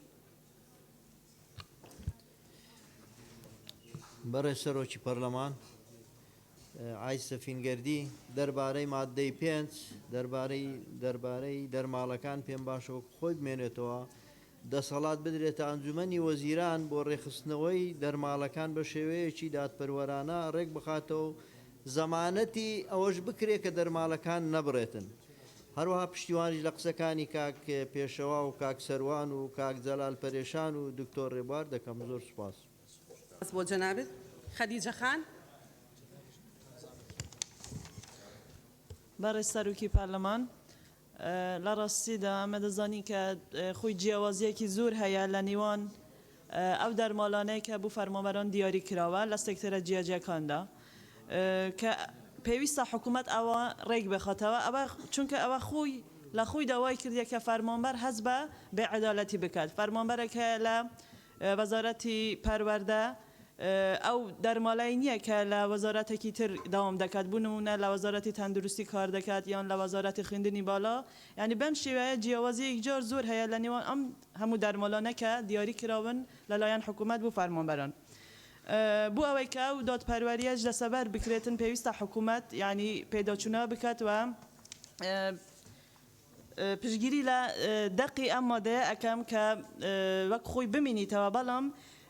ئەم دەرمالەش کە دیاری کراوە دەبیت ئەوەمان لە پێشچاو بیت کە بەشێکی بوو ئەوەیە حکومەتەکەی ئەوەیە کە بژی و گوزارانی ئەو فەرمانبەرە چاک بکرێتن بووی ئەوە بابەتێکی زۆر هەستیارە بابەتێکی گرنگە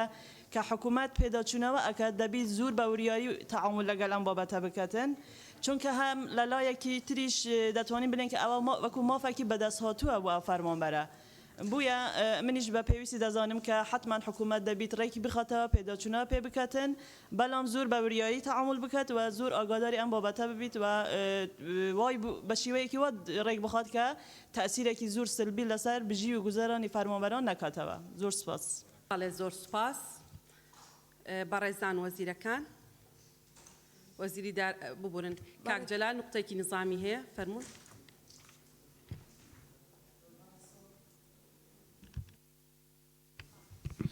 بەڕێز سەرۆکی پەرلەمان پاڵپشتە مادەینەوە تو یەک بڕگەی سێ دیارە من وەک بڕیاردەری لیژنەی یاسایی ئەمەوێ ئەو قسەیە بکەم لە کاتی مناقەشەکردن پێویستە هەر کەسێک دوو پشتیوانی لێ بکات ئێمە لە دواتر لە لیژنەی یاسایی ئەو ڕەئیە تەزبیت کەین بەڵام ئەوەی جێداخ و گرفتە دەبینین چەند لە ئەندام پەرلەمانە بەڕێزەکان پشتگیری 6 ڕەئی دەکات ئەم 6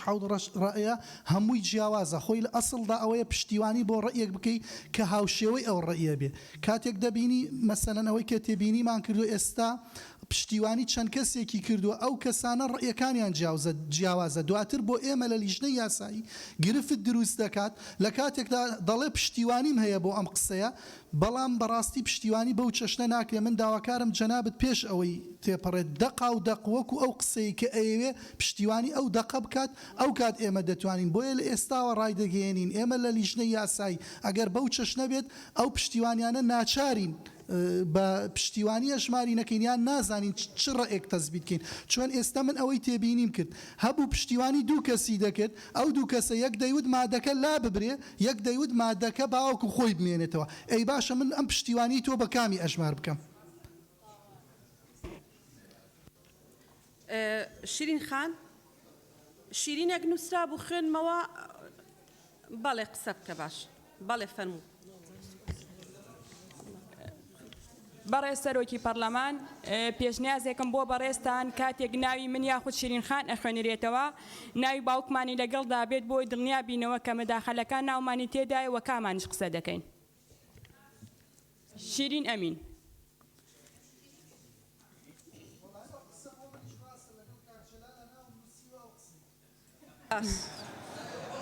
بەڵێ دروستە.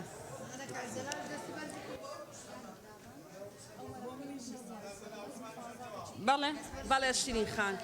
بەڵێ بەڵێ لە ڕاستیدا ئەم بەشە خەمی چینی فەرمانبەرانە ئێستا زۆرینەی فەرمانبەران سترێسن بەوەی کە ئایا چۆن دەرماڵەکان ڕێک دەخرێتەوە وەکیان دەرماڵەکانیان دەبڕدرێت ناکرێت بەو ڕەهایە کە لە پرۆژە چاکسازیەکەدا هاتووە بە شێوەیەکی خامس کۆی ڕێخستنەوەی دەرماڵەکان بدرێتە ئەنجومەنی وەزیران و زۆری دەرماڵەکان و ڕێژەی دەرماڵەکان پێویستە کات لە پرۆژەکەدا تەحدید بکرێت و ناوی بهێنرێت. و سەبارەت بە دەرماڵی با بڵین بڕوانامە زۆر نەعەدالەتی هەیە دەیەها بڕوانامەی لە ئاستی باڵادا هەن کە بڕوانامەی ساختن و لە هەمان کاتیشا دەرماڵی بڕوانامە وەردەگیرێت وەکو وەزیفەیەک بۆیە پێشنیاز دەکەم لە کاتی ڕێخستنەوەی دەرماڵەکاندا وردبینەیەکی زۆر پێویست لەو دەرماڵانە یاخود بڕوانامەی دەرماڵەدا بکرێت ئەو بڕوانامانەی لە چوارچەوەی بڕوانامەی سەختن لا بدرێت. و پشگیری لە بەڕێزان شایەن خان گوڵستان خان سەرچنار خان شیرین خان کاک هاوڕێ و کاک ڕاهی و کاک شاخەوان و کاک مەلا ناسیر دەکەم لە چیا پشتگیریان دەکەی ئەوەی کایان ئەم مادەیە لا بدرێت یان بە شێوازێک ڕێک بخرێتەوە کە دڵنیایی بدرێت فەرمانبەر کە بە شێوازێکی یاسایی دەرماڵە وەرئەگرێت نەبڕدرێت. بەڵێ زۆر سپاس. بەڵێ کاکێویدار.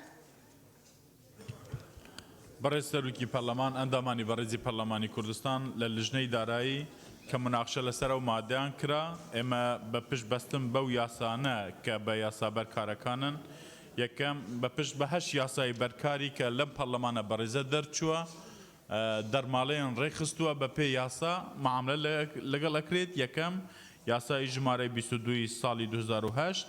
یاسای ژمارەی 3 ساڵی 2008 یاسای ژمارەی 4 ساڵی 2015 یاسای ژمارەی 3 ساڵی 2011 یاسای ژمارەی 27 ساڵی 2008 یاسای ژمارەی 23 ساڵی 2008 یاسای ژمارەی 18 ساڵی 2001 یاسای ژمارەی 38 ساڵی 2007 هەموو پەیوەندیان بە دەرماڵەوە هەیە و دەبێ بە جورئەتەوە پشتگیری حکومەت بکەین ئەو دەرماڵانەی کە خەڵ ناشایستە بە دەربەم یاسانە حکومەت ڕێک بخاتن بۆی ئەو دادپەروەریەی کە لەم بابەتەدا هەیە بەڕێز سەرۆکی پەرلەمان حتا لە ناو نیشانی ئەم پرۆژە یاساش چاکسازی لە موچە دووەم وشە دەرماڵەیە. بەڵێ سپاس. سپاس بۆ جەنابەت. فەرموو کاک زیاد. بەڕێز سەرۆکی پەرلەمان منمە بۆ ئاڕوونکردنەوەی زیاتر لە ڕاستیە ئەمە پێشەوەی پرۆژەکە بێتە پەرلەمان بیرمە مشتومڕێکی زۆر هەبوو کە لە پرۆژی چاکسازیە باسی بڕینی دەرماڵا کرێ و حکوومەت دەیەوێت مناقشەکان لەسەرەوە کاکە حکوومەت دەیەوێت جارێکی کە ئەوەی کە لە ساڵ 56 موچەی هەرێمی کوردستان و فەرمانبەرانی هەرێمی کوردستان بە دەرماڵە ڕێکخراوە حکوومەت دەیەوێت بە یاسا جارێکی کە پاشکەوتی موچە بکە بەم شێوە قساکە کاتێک کە پرۆژەکە هات ئەوەی تایە ئێمە بە دڵنیایە هەموو جارێک شەوەمانەوە بەشی زۆری ئەم دەرماڵانە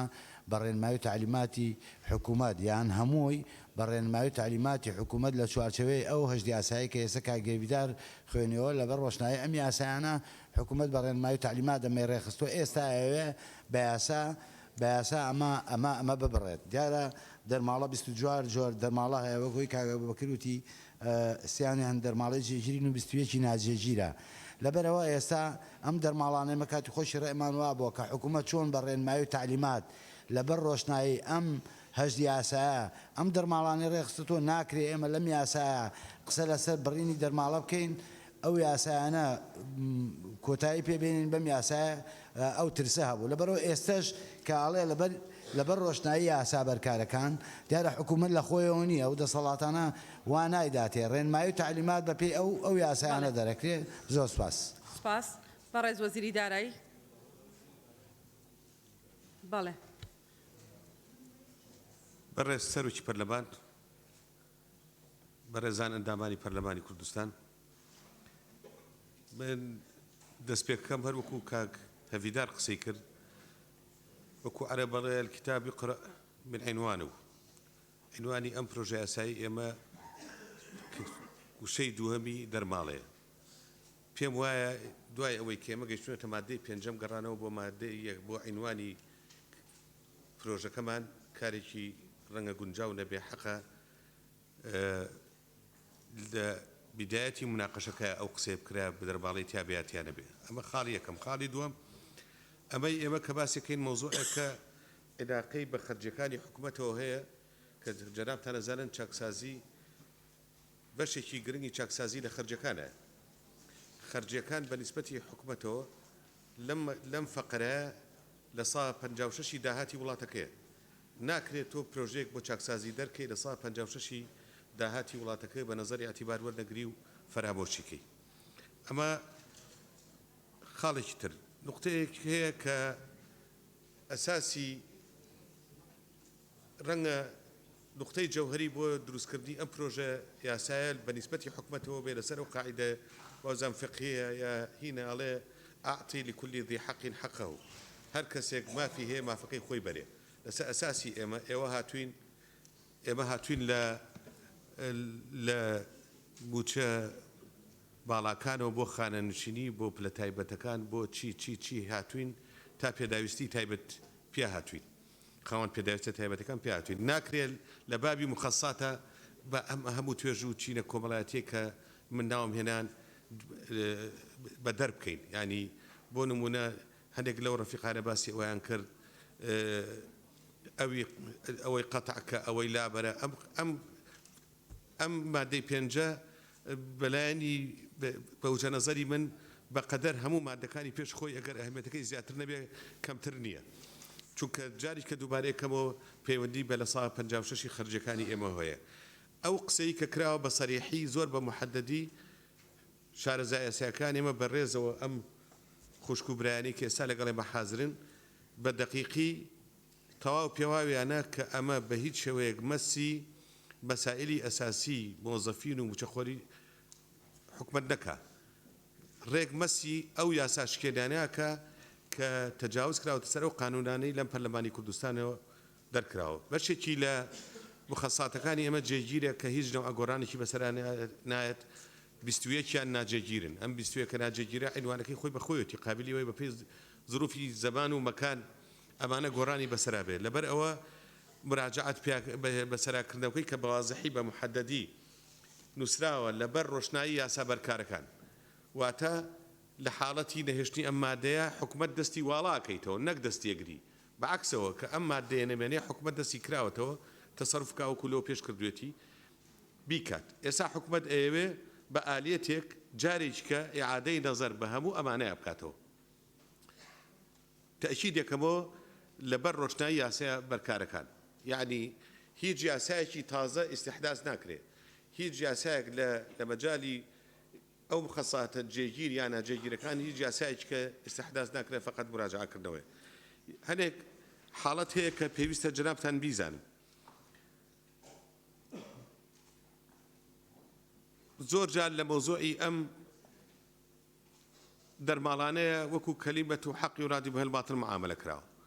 یەکێک لەو ڕەفیقانی کە لێرە دانیشتوو باسی ئەوەی کرد کە ئەوەی چێتە سەر عەمود ئێستا ئەوەی کە ئەچێتە سەر عەمود وا تەعمیم بووە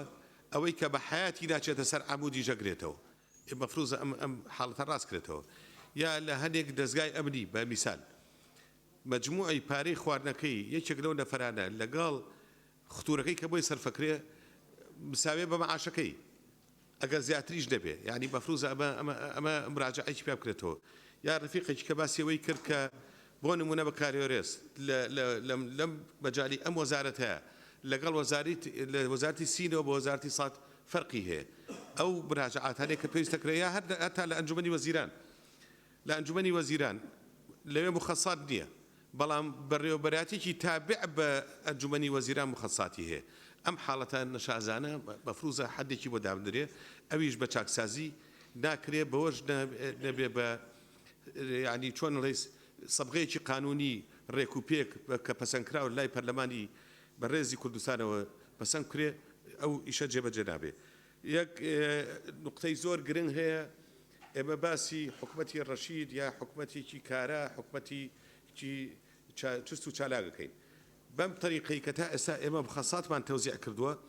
مەبدەئی سەواب و عیقاب چاکە و خراپە بە هیچ شێوەیەک پێڕەو ناکرێت هەموو مۆزەفێک لا على تعین ئەوەی کە ئیش بکات یا دەوام بکات یا دەوام نەکات مخەساتەکانی وەکو خۆی ڕۆشتووە کە ئەمانە هەنێشتن کە بێدەنگبوون لەسەری تاسەر نەدڵسۆزیە بۆ فەرمانبەران نەدڵسۆزیە بۆ کە سوکاری شەهیدان ببورن واڵێم نەدڵسۆزیە بۆ حکومەتی هەرێم بەڵام جێبەجێکردنی عکسەکەی دڵسۆزیە بۆ حکومەتی هەرێم بۆ کەسوکاری شەهیدان بۆ پێشمەرگەکان بۆ هەموو فەرمانبەران و بەخێر و بەرەکەتی ژەگرێتەوە بۆ هەموو لایەک من سوپاسدانەکەم لە ڕووی قانونیشەوە هەنێک تەوزیح کە پێویست بێ دکتۆر لافا بە سپاسەوە گەر لوتفکەی شتێکمان بۆ باسکەی بەڵێ سپاس کاک عەلی نقطەی نظامی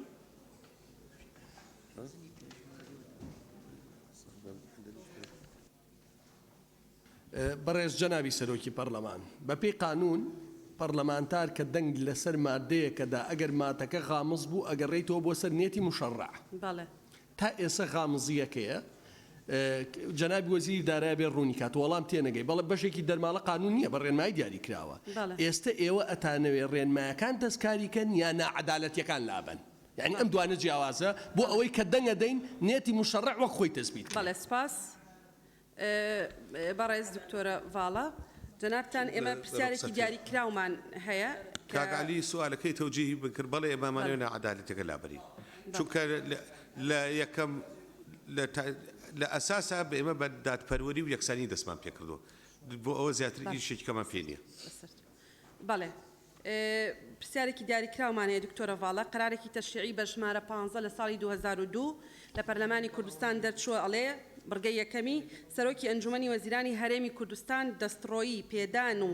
هەمواری دەرماڵەی فەرمانبەرانی لە فەرمانگەکانی هەرێم هەیە کار بە هیچ دقێک ناکرێت کە لەگەڵ حکومەکانی ئەم بڕیارە ناکۆک بێ واتە بە گوێرەی ئەم بڕیارە تەشریعی لە پەرلەمان دەرچووە دەسەڵاتی پێدان و هەمواری دەرماڵەکان دراوە بە جەنابیان و پێش ئەو کەسێک کە دەبێتە سەرۆکی حکوومەت یا ئێستا سەرۆکی حکوومەتە و بە گوێرەی دەستوری عراقیش هەموو ئەوانەی کە پێش 2005 و پەسەندکردنی دەستورەکە دەرچوون ئیشیان پێدەکرێت پرسیارەکە ئەوەیە تا ئێستا ئەم بڕیارە ئیشی پێدەکرێت فەرموون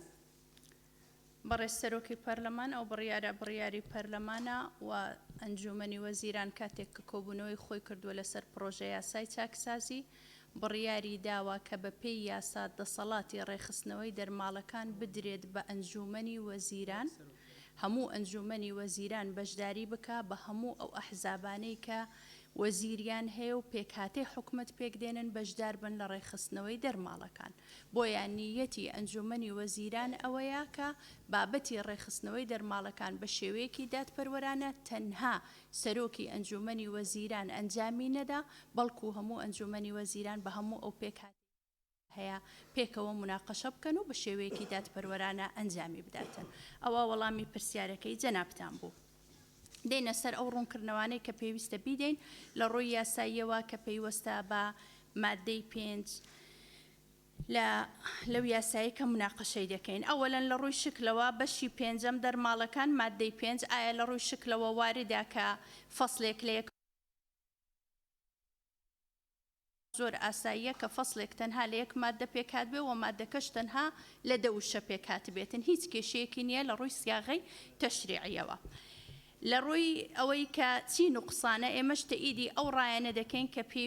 پێویستە زیاد بکرێ بگوترێ ماڵەکان لەبەر ڕۆشنایی یاسا بەرکارەکان بە شێوەیەکی دادپەروەرانە ڕێک بخاتەوە. ئەوەی کە گوترا کە حکومت دەستواڵا دەبێەوە نەسەکە نەسێکی مەتاتیە نەسەکە بە هیچ شێوەیەک نەسێکی مەتاتینیە و حکومت دەستواڵا نابێتن لەبەر ئەوەی حکومت ناتوانێت لە خارجی یاسا بەرکارەکان دەستکاری هیچ دەرماڵەیەک بکە. یاسا بەرکارەکان کە پەیوەستن بە دەرماڵەکان بریتین لە یەک یاسای موچەی فەرمانبەرانی دەوڵەت ژمارە 22 ساڵی 2008 دوو یاسای دیوانی چاودێری دارایی ژمارە 3 ساڵی 2008 سێ یاسای کۆمیسیۆنی سربەخۆی هەڵبژاردن و ڕاپرسی 15 چوار یاسای دەستەی دەستپاچی ژمارە 3 ساڵی 2011 5 یاسای موچەی دادوەران و ئەندامانی داواکاری گشتی ژمارە 27 ساڵی 2008 6 یاسای ڕاژەی زانکۆیی حکوومەتی عێراقی فیدراڵ ژمارە 23 ساڵی 2008 بەرکار لە هەرێمی کوردستان حوت یاسای وەزارەتی ناوخۆ ژمارە 18 ساڵی 2011 هەشت یاسای وەزارەتی پێشمەرگە ژمارە 38 ساڵی 2007 بۆ دڵنیاییکردنەوە و تەکیدبوونی ئەندامانی پەرلەمان کە بە هیچ شێوەیەک حکوومەتی هەرێمی کوردستان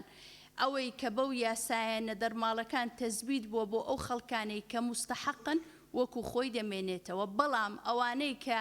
لە خارجی ئەو یاسایەنە و بە شێوەیە کە تحقیقی عەدالەت ناکاتن و ئەرکەکەی خۆی جێبەجێ ناکە ئەوانە ڕێک دەخرێنەوە و پێداچوونەوەی پێدەکرێت ئەگەر دیقەت بدەن نەشگوتراوە دەبڕێ دەڵێ بە شێوەیەکی دادپەروەرانە ڕێک دەخرێنەوە بۆ ئەوەی هەموو صاحب حەقی خۆی وەربگرێتن پێم وایە پەرلەمانی کوردستانیش هەدەفەکەی هەر تحقیقی عەدالەتە. ئێمە وەکو حکومت لەگەڵ مانەوەی مادەکەین وەکو خۆی و دڵنیایش دەدەینە پەرلەمانی کوردستان کە نەسەکە مەتاتینە و حکومت دەستواڵانە ئەوەلەن حکومت دوو قەیدی لەسرە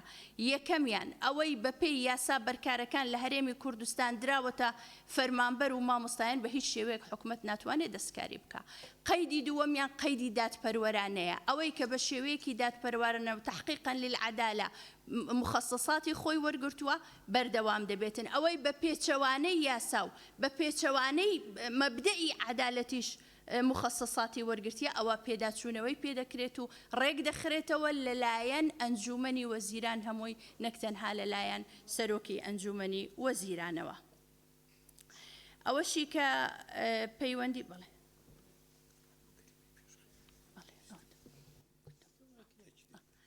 ئەوەشی کە پەیوەندی ئەوەی کە پەیوەندیدار بوو بەو مادەیە بۆیە هیچ ترسێکتان نەبێ بە ڕێزان ئەندامانی پەرلەمان و ئێمە وەکو حکومت لەگەڵ ئەوەن کە مادەکە وەکو خۆی پەسەند بکرێتن ئەوە لەلایەکی تر ئەوەی کە پەیوەندی هەبوو بۆی کە حکومت بۆ خۆی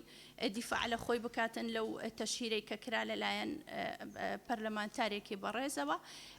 گرفتی خاڵە سنووریەکان گرفتێکی 24 ساڵەیە لە هەرێمی کوردستان بالفعل ئەو گرفتە هەیە و ئیدراکی پێکراوە و حکومت خۆی کار لەسەر ئەو بابەتە دەکاتن بەڵام خۆتان دەزانن لە ناو پەیڕەوی پەرلەمانی کوردستان ڕێو شوێنی خۆی هەیە بۆ نمونە چەند پەرلەمانتارێک توانیویانە راپۆرت بنووسن و بینێرن بۆ حکومت یەکیان لەوانە بەڕێز عەلی حەمە ساڵحە هەموو خروقاتەکانی کە بە چاوی خۆی دیوە دیاری کردووە لە راپۆرتێک و ناردوویەتی بۆ حکومت و ئەو پەرلەمانتارە بە ڕێزەش دەیتوانی بە هەمان شێوە ئەو خروقاتانە لە ڕێگای ئەو پەیڕەوە کە ڕێگای پێدەداتن دیاری بکەوە بە راپۆرتێک بینێرێتن و حکومت ئێستا حالیەن وەزیری ناوخۆ و وەزیری دارایی و دیوانی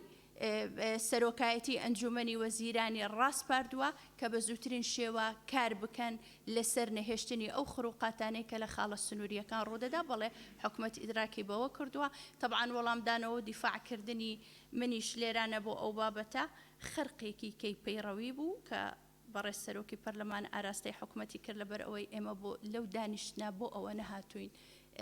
دیفاع بکەین بەڵام لەبەر ئەوەی بەڕێز سەرۆکی پەرلەمان داوای لێکردین ناچار بووین کە بەو شێوەیە وەڵام بدەینەوە و هیوادارین کە خروقاتی پەیڕەوی دائیمەن کێشەی لێ دەکەوێتەوە پابندبوون بە پەیڕەوی ناوخۆی پەرلەمانی کوردستان هەم حکومەت و هەمیش پەرلەمانتاران دەتوانن بە شێوەیەکی علمیانەی ئەو تۆکارەکانیان ڕایی بکەن کە نەبێتە هۆی پێشێلکردن و زۆر سپاس. زۆر سپاس من پێم وانیە خەرقی پەیڕەوم کردووە و جەنابتان لێرن قسەکە ئاراستی جەنابتان کراوە زۆر ئاسایە ئێوە وەڵام بدەنەوە لە جیاتی حکوومەت و ئەو بابەتی خاڵە سنووریەکان ئێمەش لە دەستەی سەرۆکاتی و منیش بە شخصی دەزانم بەڵێ خروقاتی زۆر لە خاڵە سنووریەکان هەیە و دەبێت بە پەیڕە و ئیشی لەسەر بکرێ و ئەوەی لە خاڵە سنووریەکان دەکرێت بە مانای کەلیمە جۆرێکی ناشرینی گەندەڵیە و جۆرێکە لە قاچاقچێتی کە دەبێت حکوومەت پەرلەمان هەموو دامەزراوە فەرمیەکانی ئەم وڵاتە ڕوبەڕووی ببنەوە و ڕێگری لێ بکەن. بەڵێ مادەی دواتر مادەی شەشەم کاک جەلال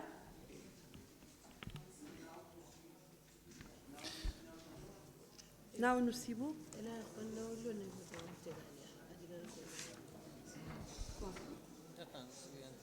ئەخر ئێمە کە ئەی نووسین ئەشی خوێنینەوە ئەڵێن کەیتیانە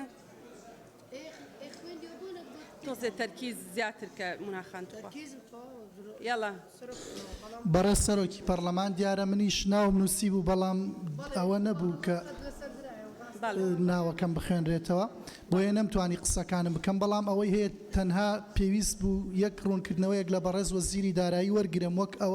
ئەوەی کە دەزانرێ هێزەکانی ئاسایشی ناوخۆ پارێزەری سەر و ماڵی هاوڵاتیان بەگشتی و ئەم پەرلەمانی کوردستانی ئێمن وە سەرجەم هاوڵاتیانی ئەم هەرێمن بۆیە ئەوەی کە دیسانەوە دەچمە سەر ئەو خاڵەت دەنگۆیەک هەیە لەسەر بڕینی دەرماڵی خواردنی هێزەکانی ئاسایشی ناوخۆ و بەڕێز وەزیری دارایش بە جۆرێک لە جۆرەکان بەخێر مباشر ئاماژەی پێدا بەڵام من نەمتوانی بەڕاستی وردلی تێبگەم کە ئایا دەرماڵی هێزەکانی ئاسایشی ناوخۆوە بە تایبەتی دەرماڵی خواردنیان دەبڕدرێت یاننا و ئەگەر بەرنمەیەکی وا هەبێ داواکارین و من پێشم وایە و تەوەقع ناکەم لەبەر ئەوە هێزەکانی ئاسایشی ناوخۆ پارێزەری ئێمە داواکارم ماف و امتیازات و موچیان پارێزراو بێت. بەڵێ وەڵام دەداتەوە بەڕێز جەنابی وەزیر. والله باوکم ئەوەی لای جەماعەت خەیاڵە لای ئێمە بەتاڵە. ڕاستی لای ئەمە ئەم مەوزوعانە وجودی نییە. هەندێک قانونی بەعکسەوە ئێمامانەوە جێبەجێکردنی ئەم یاسایە ئەم پرۆژە یاساوی ئینشەڵا گە تەزدیقتان کرد بێ بە خێر و بەرەکەت بۆ هەمووی. یعنی ئێمە گرفتمان لەسەر ئەوە نییە کە ئەمە بچێتە شوێنی ڕاستی خۆی. یعنی ئەم دەرماڵانە بگاتە شوێنی ڕاستی خۆی حەقی خۆی بەدادپەروەری بە یەکسانی ئێمە ئیش بۆ ئەوکەین ئیش بۆ عکسەکەی ناکەین. یعنی فقط لە بەنسبەتی حکومەتەوە جێبەجێکردنی ئەم قانونە لە لای ئێمە ئەوەنەی تحقیقی عدالت لە لای ئێمە مهمە و یەکسانیەکە لامان مهمە ئەوەنە مردوودە مادیەکەی کە بە تەکید مردودی مادی باشی شێبێ بۆ خەڵک بۆ حکومەت ئەوی کەوانەوە بەلاوە گرنگێت دڵنیابن لە پلانی ئێمە و لە ئەجندای هەر ئەسڵ بیرمان لێ نەکردو باسیشمان نەکردو. بەڵێ سپاس. کاک شوان نقطەی نظامی. بەڕێز سەرۆکی پەرلەمان من لەبەرەوەی پێشتر ناوی خۆم نەنووسی بوو بۆیە بە پێی مادەی 56 بە نقطەی نظامی داخل بووم. بەڵێ. وەڵام من پێم سەیرە سەرۆکی پەرلەمان ینی بەڕێزان ئەندامانی ئەو فراکسیۆنانەی کە بەشدارن لە حکوومەت و نوێنەریان لە ناو حکوومەت هەیە و وەکو جەنابی دکتۆرە باڵا ئاماژەی پێدا ئەو پرۆژەیە بە زۆرینەی دەنجی ئەندامانی ئەنجومەنی وەزیران هاتووەتە ئێرانە. کەچی نازانم ئێمە وەکو ئەندامانی پەرلەمان لە پرۆژەکە ئاگادار نین لە سیاسەتی حزبەکانی خۆمان ئاگادار نین یان نازانم بڵێم چی خۆی بەشی پێنجەم یەک مادەیە ئێمە بە دەرفەت بە حکوومەت بدەین بەڕون و ئاشکراییش باس لە دادپەروەری دەکاتن. نظامی نەبوو دەرفەتیشم دا. سپاس. مادەی شەشەم. بەڕێز سەرۆکی پەرلەمان بەشی شەشەم ڕێخستنەوەی هەژمارکردنی خزمەت. مادەی 6 یەکەم. پێداچوونەوە و ڕێخستنەوەی پلە و ناونیشان و موچەی وەزیفی سەرجەم موچەخۆرانی هەرێم لە بوارەکانی خزمەتی شارستانی پێشمەرگایەتی هێزەکانی ئاسایشی ناوخۆ بە پێی یاسا و پەیڕە و ڕێنماییە کارپێکراوەکان و ڕێخستنەوەیان لە چارچێوەی وەزیفەی گشتیدا لەسەر بنەمای بڕوانامە و ساڵانی خزمەتی فعلی و خزمەتی هەژمارکراوی یاسایی بەبێ ئەژمارکردنی ئەو خزمەتەی کە بۆ موچەخۆران ئەژمارکراون. دوام یاخستنی ناونیشان و پلەی وەزیفی لەگەل موچەی وەزیفی بە پێی حکومەکانی یاسای میلاکی ژمارە 25 ساڵی 1960 هەموارکراوی کارپێکراو لە هەرێمدا یان هەر یاسایەکی تر کە جێگەی ئەم یاسایە دەگرێتەوە و هەلوەشانەوەی ئەو ناونیشان و پلە وەزیفیانەی کە هاودژن لەگەل یاسای ناوبراو. سێەم هەلوەشانەوەی گشت پلە و مەرتەبەی زێدەکی کە بەدەر لە یاسا کارپێکراوەکان دراوە بە موچەخۆران چ لە ڕوژی یەکەم دامەزراندنیان یا لە دوای دامەزراندنیان. چوارەم هەلوەشانەوەی ساڵانی خزمەتی ئەژمارکراو بۆ خزمەتی وەزیفی شارستانی یان پێشمەرگایەتی یان هێزەکانی ئاسایشی ناوخۆ بۆ ئەو ماوانەی کە لەگەڵ ماوەی خوێندنی موچەخۆر یەک دەگرێتەوە جگە لە حاڵەتەکانی مۆڵەتی خوێندن یان خوێندنی ئێواران یان تەمەنی ئەو لەو کاتەدا لە خوار 16 ساڵی بێت جگە لە زیندانی و ڕاگیراوی سیاسی. پێنجەم یەک هەر پێگەیەکی یاسایی بواری ڕاژەی گشتی پشتبەست بە بڕیاری کارگێری هاتوونەتە دی و لەسەر بودجەی گشتی موچەیان وەرگرتووە ئەوە ئەو پێگانە پارێزراو دەبن بە مەرجێک لێبڕینی خانەنشینیان بدەن پشتبەست بە بڕیاری کارگێری دامەزراندنیان و پێویستە پلە و ناونیشانی وەزیفی موچە و شایستەی داراییان لە چارچێوەی یاسا و پەیڕە و ڕێنمایە بەرکارەکان ڕێک بخرێتەوە و خۆیان بگونجێنن لەگەڵ ئەحکامەکانی ئەم یاسایە. دو حکمی خاڵی یەکی بڕگەی پێنجەمی ئەم مادەیە تەنیا ئەو کەسانە دەگرێتەوە کە تا پەسەندکردنی ئەم یاسایە موچەیان وەرگرتووە. بەڵێ زۆر سپاس.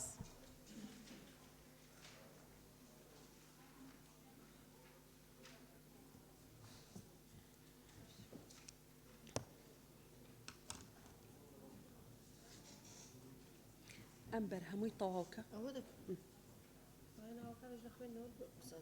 ئەو بەرە بخوێنینەوە بە ئینجا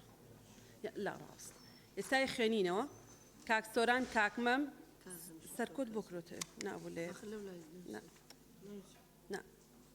بەستی خوانی تیادانێ کاک عەلیش لادە کاک عەلی تەواو بەڵێ مژدەخان بەڵێ کاک سۆران کاک مەم دکتۆر کاظم کاک سیپان سەرچنارخان دکتۆر ئیسماعیل مژدەخان کاک مسلم دکتۆر شێرکۆ کاک کاوە تەواو لە بیدایەتەوە دەست پێکە مامۆستا عەبدولستار کاک عەلی کاک جەمال ئاشناخان کاک باڵامبۆ ڕووپاک خان کاک جەلال کاک سەرکۆ سەلما خان کاک عوسمان کاک ڕزگار دکتۆرە شایان کاک کاوڕێ کاک لوقمان کاک کاروان شنۆخان کاک یاسی کاک کاروان شنۆخان کاک یاسی بەڵێ بە ئانیش تەواوکەین ئێرە کاک عەلی مامۆستا عەبدولستار کاک جەمال ئاشناخان کاک باڵامبۆ ڕووپاخان کاک جەلال کاک سەرکۆ سەلماخان کاک عوسمان کاک ڕزگار دکتۆرە شایان کاک کاوڕێ کاک لوقمان کاک کاروان شنۆخان کاک یاسین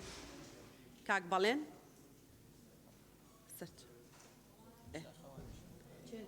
کاک شاخەوان بەڵێ بەڵێ کاک بەهجەت کاک حیکمەت حەسیبە خان کاک زانا کاک زاهر دکتۆر ڕێبوار کاک سەروان کاک شوان گوڵستان خان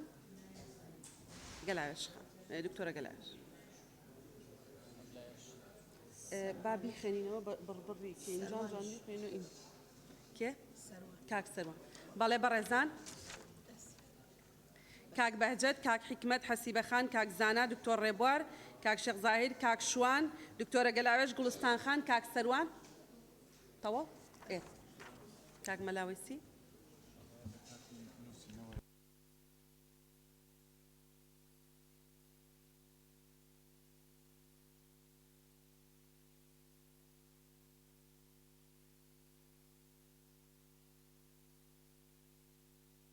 بەڕێزان لێرە یەک کەس وەرەگرم لێرە دوو کەس لێرە یەک کەس بە گوێرەی تەسەلسولەکە کاک سۆران فەرموو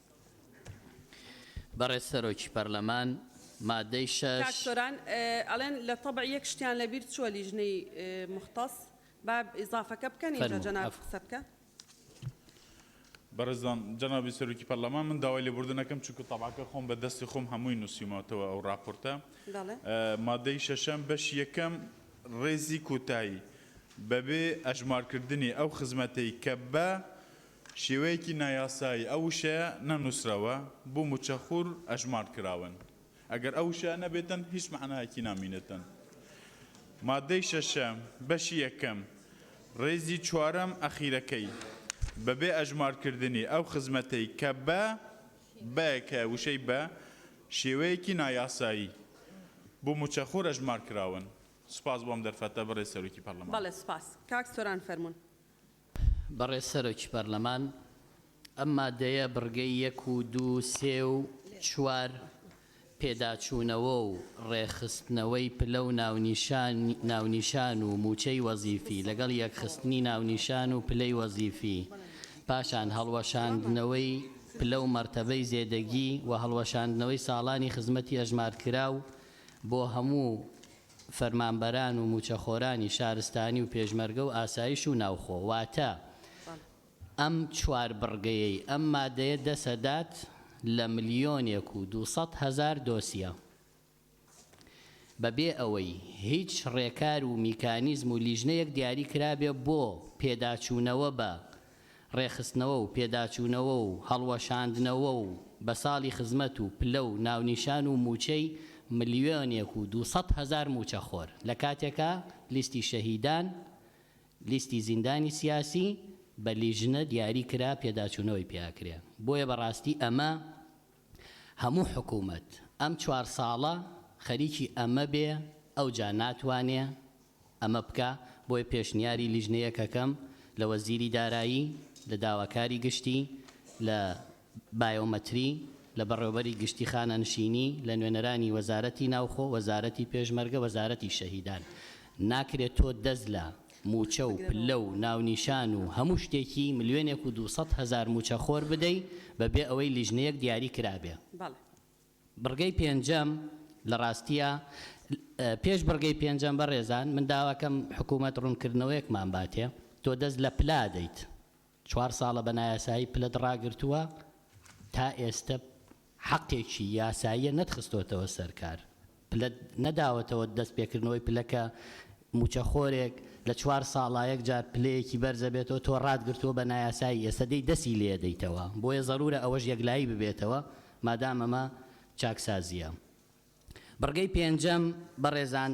من داواکەم لا ببرێ چونکە پێچەوانەی تەواوی بڕگەی 1 و 2 3 و 4 و هەموو ئەم یاسایە بوونی بڕگەی 5 مانای ئەم یاسایە ڕەت دەکاتەوە بۆ چونکە هەر پێگەیەکی یاسایی بواری ڕاژەی گشتی پشبەستوو بە بڕیاری کارژێڕی هاتوونەتە دی لەسەر بودجەی گشتی موچەیان وەرگرتووە ئەم پێگانە پارێزراوە بن یعنی هەرچی بڕیاری دامەزراندن هەیە هەرچی بڕیاری پێدانی موچە هەیە پلە هەیە بەڵێ کۆتاییەکەیەتی تۆ دەی ئەی پارێزی ئەی چاکسازی لە چیاکێ گەروایە بۆیە بەڕاستی هەرچی نایاسایی کراوە بە بڕیار ئەم بڕگەیە ئەی پارێزیە ئەی خاتە ژێر ئەم ناونیشانە و دێت ئیستحقاقی خانەنشینی لێ سەنێ و هەندێک پلە و شت دەستکاریەکە و ئەی هێڵێتەوە واتە ئەوەی کە بە نایاسایی کراوە و بە بڕیاری کارژێڕی کراوە هەموویە پارێزیە مانا بۆ ئەم پرۆژەیە لێرە نامێنێ زۆر سپاس کاک عەلی ناوی خوای گەورە بەڕێ سەرۆکی پەرلەمان کاک سۆران بەشی هەرە زۆری قسەکانی منی کرد بەڵام من پێشنیازم بۆ حەل جیاوازە هەر وەزارەتە و خۆی فایلی وەزارەتی خۆی پیاچوونەوەی بۆ بکە بۆ نمونە وەزارەتی تەندروستی خۆی بیکە دارایی خۆی بیکە چونکە داراییش مۆزەفانی خۆی هەیە و مشکیلانێ هەر وەزارەتە و فایلەکانی خۆی چارەسەر بکە. خاڵی پێنجەم زۆر بە تەواوەتی و 100% پێچوانەی خاڵی سێم و یەکەمە. خاڵی سێم و یەکەم تۆ ئەڵێ ئەوەی بە نایاسایی بێ و ئیستحقاق بێ دەبڕێ لە خاڵی یەکەم و سێمە لە خاڵی پێنجەمە ئەڵێ هەر بڕیارێک دەرکرابێ واتە یاسایی بێ یان ناسایی بێ لێرە ئێمە قاڵبی یاسایی پێدەین واتە خراپترمان کرد ینی ئەوەشی خراپ بووە لەبری ئەوەی بێن چاکیکەین شەرعانمان قانونمان بۆ دەرکرد بۆیە من شتەیدی کاک سۆرانەکەم کە خاڵی پێنجەم لا برێ و ئەوەش ئیزافە بکرێت هەر وەزارەتێک خۆی جا ئەتوانێت شۆڕشکێت و کەوتی وەزارەت واتە مدیرێتیش خۆی بیکە کە ئیمکا پیاچوونەوە بە فایلەکانی خۆیان. سپاس مامۆستا بیستار بەڕێز سەرۆکی پەرلەمان وەڵا قسەکانی منیش هەر ئەوە بوو کە کاسۆران کردی و کە عەلیش بزم ڕایەکی جیاوازم هەیە بەنسبەت خاڵی پێنجەم خۆی ئەوە بەشێک لەو خەڵکانە دەگرێتەوە کە ئێستا موچیان پێدەدرێ و بەشێکی نایاساییشی تێدایە بەڕاستی بە ناوی ڕێکخراوەکانەوە بۆیە من پێم وایە لەو سنفەدا خەڵکێک هەیە بۆ خۆی پێشمەرگەی دێرین بووە و خەڵکێک هەیە ئێستا دەکرێت مەسەلەن بگەڕێتەوە سەر وەزیفە بۆیە بەڕای من دەکرێت خاڵێکی بۆ ئیزافە بکرێ ئەوە ئەوانەی بۆ نمونە کە پێشمەرگەی دێرین بوون یاسای ئێمە 34مان هەیە یاسای 33مان هەیە 2007 پەرلەمانی کوردستان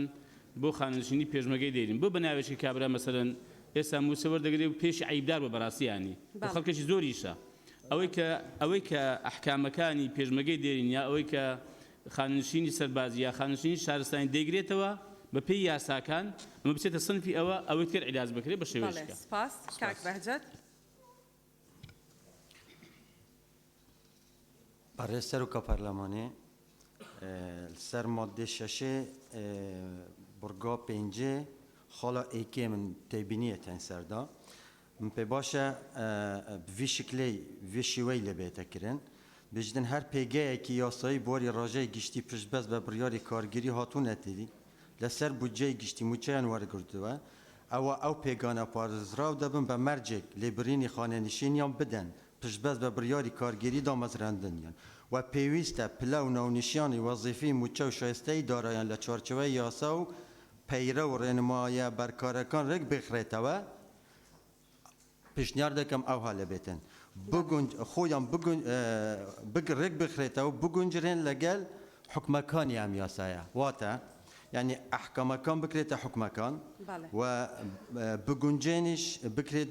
بقنجرين بله سباس بله سپاس بۆ جەنابەت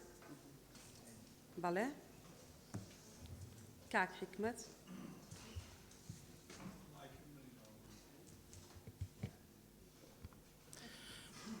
برئیس سروکا پارلمانی از حکمت محمد براستی مدبتن خالای بیت زده کرن یا پیشمرگین کو شر تروریستن دش داعش دا شرط کرن ولتنشتوان خلق کبو خبخشانه اوان جیب همان شوه مل بمل پیشمرگاوا و گلک شوانا شهید جیبوینه و بریندار جیبوینه گلک شوانا موظف جیبون و گلک جی پاشت هاتینه توظیف کرن برهنده داخوازت کم او مدهت کلویر الگل پیشمرگا شرط کرن خدمت بو بتا حسابه و سال بدو ساله و دیسا پشتگیریا حوال قای بهجدت کم و زور سپاس سپاس بۆ جەنابەت کاک مەلاوەیسی لێرە نییە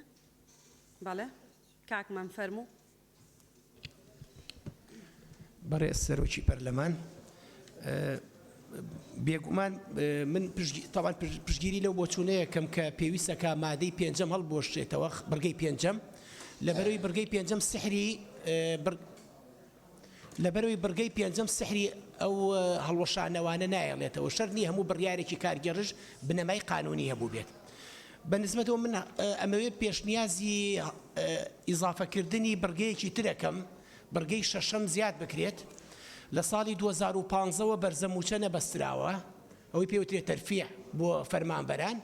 کە پێویستەکە لە ڕووی قانونیەوە هەمویان بی بەسێ سەرموچە بەستراوە بەڵام بەرزەموچە نەبەستراوە بۆی پێشنیازی من ئەم داڕشنەوەیە بۆ ئەندامانی بەڕێزی لیژنەی یاسایی و لیژنەی دارایی و پەیوەنددار بەوە بەستنی بەرزەموچەیەک بۆ هەموو ئەو موچەخۆرانی لە ساڵی 2015ەوە بەرزەموچەیان بۆ نەکراوە پلە بەرزکردنەوەیەک بۆ هەموو ئەوانەی کە پلەکانیان بەرز نەکراوە کە ڕاگیراوە لە 2015 واتە لەگەڵ جێبەجێکردنی یاسایان پلە بەرزکردنەوەیان بۆ جێبەجێ بکرێت سپاس بەڵێ سپاس کاک جەمال بەڕێز سەرۆکی پەرلەمان مادەی شەش بڕگەی یەکەم دیارە باس لە ڕێخستنەوەی پلە و موچەی وەزیفی وانە دەکرێت دیارە لە زۆربەی وەزارەتەکان شێوازی دیاریکردنی موچە بۆ موچەخۆران جیاوازی زۆری هەیە نەهاوسەنگە بەنمونە من وەزارەتی پێشمەرگە وەزارەتی ناوخۆ دەینەوە فەرقێکی یەکجار زۆر هەیە لە بینی ئەو دوو وەزارەتە بەڵام کاتی خانە نشینە بن شتەکە عەکسە بیتەوە موچەی پێشمەرگە بەرزتر لە هێزەکانی ناوخۆ کەوەش پرۆژەمان لە بۆ دیاری کردبوو بەڵام بەداخەوە تا ئێستا دیارە حکوومەت ئیمکانیەتی نییە و پرۆژەیە جێبەجێ بکە بۆیە پێم باشە ئەو دوو وەزارەتە مەسەر پێشمەرگە هەتا ئێستا موچەی خێزانی بۆ نابەسترێ کە جیاوازی زۆری هەیە وەزارەتەکانی کە بۆیان نەبەسترێ لەوەش قەدر لە پێشمەرگەیەکرێ مادام باس لە ڕێخستنەوەشە پێم باشە شێوازی دابەشکردنی موچەش برادرانی حکوومەت لێرەنا گۆڕاندەوە بکرێ لە پێنجی مانگ دەست بە دابەشکردنی موچە دەکرێت تا 27 ئەو پەیوەندی بەو مادەیەوە نییەنە ڕێخستنەوەیە باش ئەگەر 2 هەفتە تاخیری کەن ئەو موچەیە بۆی هەموو موچەخۆران پێکەوە وەربگرن سوپاسدانەکەم بەڵێ سوپاس ئاشنا خان بەڵێ بەڕێز سەرۆکی پەرلەمان ئاشنا عەبدوڵڵا قادر تایبەت بە بەشی شەشەمی یاساکە بەڕێز وەزیری دارایی ئێستا لێرە نیە گەرە و برادەرانەی تر ڕوونکردنەوەیەکەم لێیانەوێت بینویسن لای خۆیان کات پێی بڵێن سوپاسیانەکەم لە ساڵی 2015ەوە بە پلە بەرزکردنەوە بە هەموو شێوەیەک وەستاوە کاتێکە قەیرانی دارایی دەستی پێکرد بۆیە ئێستا بۆمان زەڕورە بۆمان ڕوون بکرێتەوە کە ئایا بەڕاستی بۆچی جارێکی تر دەست ناکرێتەوە بە پلە بەرزکردنەوەی فەرمان بەران لە دوای ئەوەی کە قەیرانی دارایی کۆتایی هاتووە تایبەت بە بڕگەی پێنجەم من پێم وایە بڕگەیە بێ لا ببرێت چونکە بە ئاشکرا دیارە ینی لە بڕگەکەیاڵێ هەر پێگەیەکی یاسایی بواری ڕاژەی گشتی پشتبەست بە بڕیاری کارگێڕی هاتۆتە دی یعنی ئەو دامەزراندنانەی کە کراون بە بڕیار کراون وڵی سەرۆکی پەرلەمان نازانم جێی قاعەکە بە جۆرێکە هەر خۆم تەرکیزم نییە نازەمەڵم چی فەوزایە زۆر بەڵێ فەوزا نییە فەرمو دەنگێک هەیە ڕەنگانێک جار جەنابەت کەیەکێکی تر قساکات تۆ شەریک بیتە ئەو ئیلتیزامێکە بێ هەمومان ئیلتیزامی پێوە بکەین فەرمو بەڵێ بڕگەی پێنجەم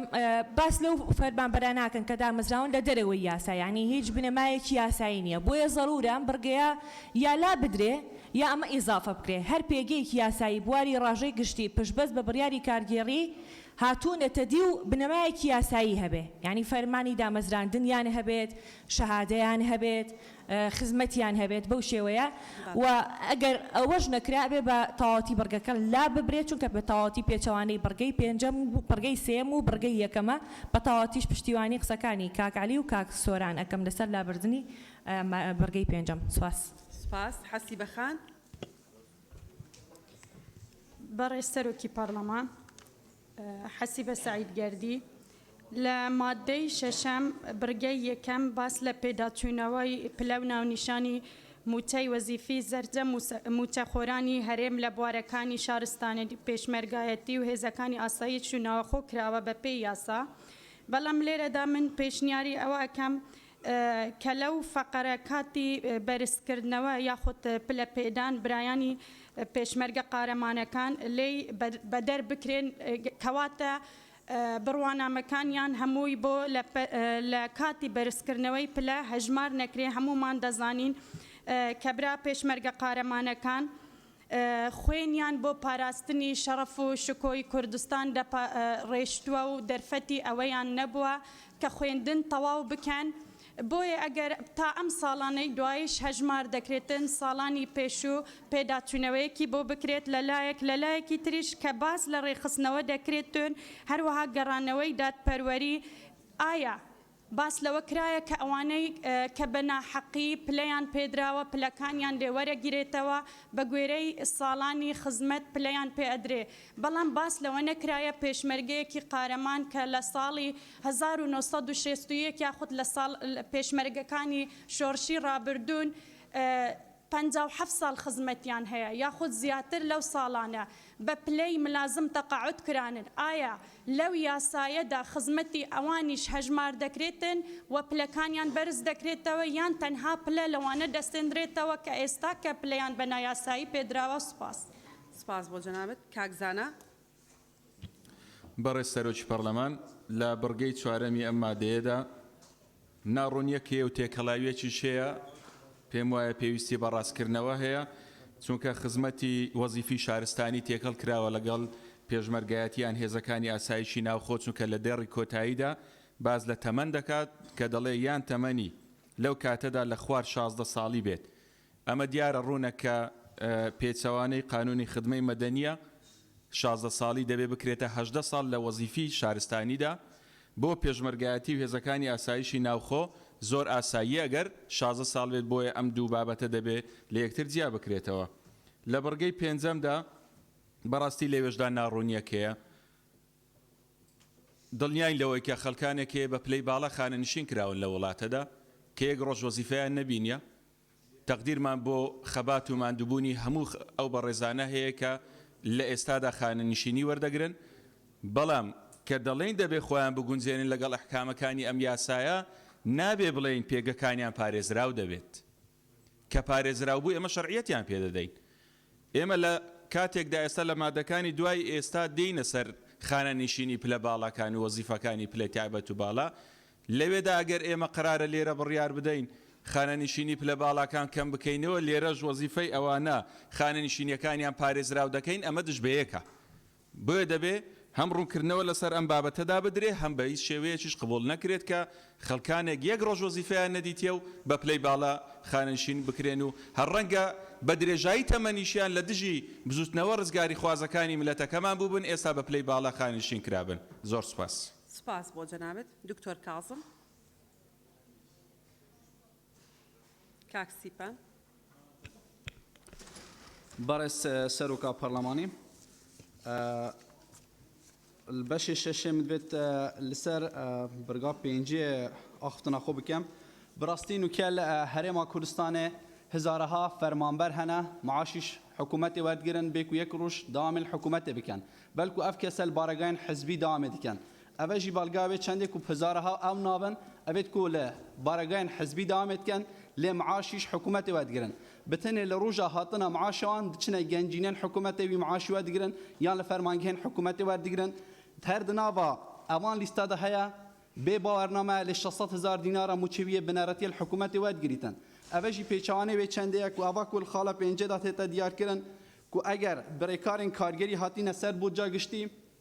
کواته د معاش خو ورگن بتنه خانه نشین یا خو بدن لورال بر داخازش وزیر دارایت کم روکنه کل سروی چنده بدت آی اف کسن موچخورن حکومتنا سر بودجا گشتینه لیک خولک جی لحکومت دوام نکریه یان فرمانبرن حکومت نینن لسر بودجا گشتی و لسر دهات ابي ولاتی لبارگان حزبیان لراگهاندن حزبی دوام دکن لورا داخازا روحن کنتش جناب وزیر دارایی دکم آیا اف کسد چلین چونکه اوا بارگرانیا کا زور السر دهات وی ولاتی بارگانیا کا زور السر بودجا وی ولاتی چونکه اگر کادرین حزبینا آسایا لحزب دشان راجوان بکن و لحزب معاش خوار بکن نک لحزب دوام بکن لبارگان حزبی دوام بکن و معاش حکومت وال بکن و زور سپاس سپاس بو جنابت کاک بالام بو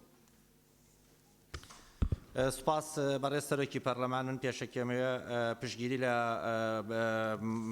ماده ششم یا سایه برگی سیمی پشگیری ل کاکتوران عمر کم ولا برگی چواری پشگیری ل حسیب خانو کاک زانا کم دیارە لە بەرگەی سێم هەڵۆشانەوەی گشت پلە و مەرتەبەکان لێرە حکوومەت حەقی خۆیەتی کە ئەو مافەی کە خەڵک بە ناڕەوا لە حکوومەت وەری گرتووە حکوومەت لی وەربگرێتەوە بەس ئەبێ ئەوەش بزانین کە حکوومەت ماوەی 4 ساڵە پلە بەرزکردنەوەی ڕاگرتووە خەڵکیش مافی لە لای حکوومەت هەیە پێویست وایە لێرە جێگە بۆ ئەوە بکرێتە لەو حاڵەتای کە حکوومەت مافەکەی خۆی لەو کەسانە وەرەگرێت کە خاوەنی مافنین مافیش بگەڕێنێتەوە بۆ ئەوانەی کە خاوەنی مافن برگەی چوار هەم باس لە هەڵوەشاندنەوەی ساڵانی خزمەت ئەکا دیارە لەگەڵ خوێندن ئێمە هەمومان نزانین لەم چەند ساڵانی ڕابردووە وڵاتەکەمان بە قەیرانێکی شەڕی سەختدا تێپەڕی ئەمەش وای کرد کە خەڵک نەتوانێت ئەگەر ئەوانەی کە لە ڕیزەکانی هێزی پێشمەرگە و هێزی ئاسایش و ناوخۆ کار ئەکەن بتوانن پەرە بە خوێندنی خۆیان دەنیان لەوانەیە بەهۆی واجبەکەیانەوە کاتی خوێندنەکەیان گۆڕی بێ ئێستا حەقوانیە ئێمە لە جێی پاداشت ئەو مافەشیان لێزەوتکەین بۆیە من لەگەڵ ئەوام کە هێزی پێشمەرگە و هێزی ناوخۆ لەو کاتی خوێندنە ببەخشتێ وە ساڵانی خزمەتیش کە 16 ساڵە بۆ هێزی پێشمەرگە لا ببرێ لەبەرەوەی ئەمە زانین لە شۆڕشە یەک لە دوای یەکەکانی کوردستانە خەڵکانێک پێشمەرگە بوون تەمەنیان 15 ساڵ بووە ئەمانە بە خۆشی خۆیان نەبوون بە پێشمەرگە بگرا لەوانەیە زروفی ئەو کاتەیە وڵاتەوای لێکرد بن بۆیە حەقوایە ئەوە لا ببرێت بکرێ بە لەگەڵ ئەوەی کە جگە لەو لە زیندانی سیاسی و ڕاگیراوانی سیاسی و ئەو کەسانی کە پێش 5/91 چوونەتە ڕیزی هێزی پێشمەرگەی کوردستانەوە وەختەکە تاو ڕووپاک خان کاک جەلال بەڕێز سەرۆکی پەرلەمان دیارە لەسەر مادەی 6 بڕگەی 5 منیش هاوڕای بەڕێز ئاشناخان و کاک سۆران عومەرم کە ئەو بڕگەیە زیادە و پێویستە لا ببرێ و لە ئەگەر لە حاڵەتی لانەبردنی پێم وایە دەبێت بەو چەشنەی لێ بکرێ هەر پێگەیەکی یاسایی بواری ڕاژەی گشتی پشت بەس بە بڕیارێکی کارگێڕی هاتوونەتێدی و لەسەر بودجەی گشتی موچەیان وەرگرتووە ئەوە بەپێی یاسا بەرکارەکان مامەڵەیان لەگەڵ دەکرێت و هەروەها پێم وایە وەکو بەشێک لە هاوڕێیان باسییان کرد سەبارەت بەوەی کە ماوەی 4 ساڵ دەبێت تەرفیعی فەرمانبەران لە هەرێمی کوردستان ڕاگیراوە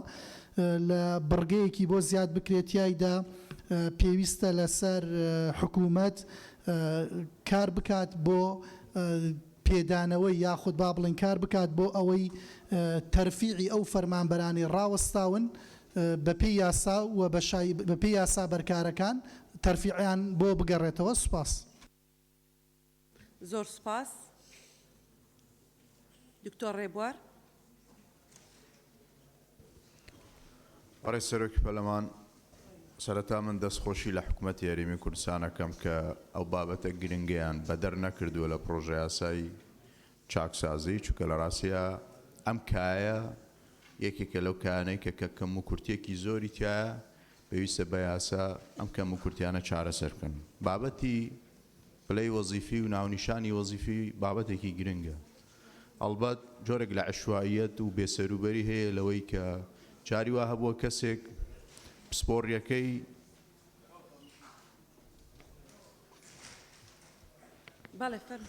جاری وا هەبووە کەسێک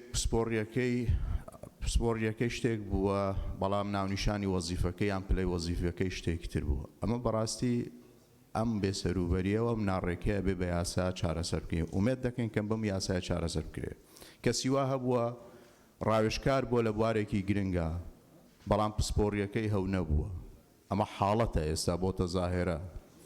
ئەمە جگە لەوەی جاری وا بووە هەندێک ناونیشان ئیقرار کراوە لە ئەنجومەنی وەزیران بەڵام شۆڕ نەبووتەوە لە وەزارەتەکان جێبەجێ ناکرێت. بۆ نمونە دەرچوانی زانستە سیاسیەکان لە هەرێمی کوردستان ئەنجومەنی وەزیران ئیقراری کردووە ناونیشانەکان دیار کراون ناونیشانە وەزیفیەکان بەڵام تاوەکو ئێستا وەزارەتەکان کاری پێ ناکەن.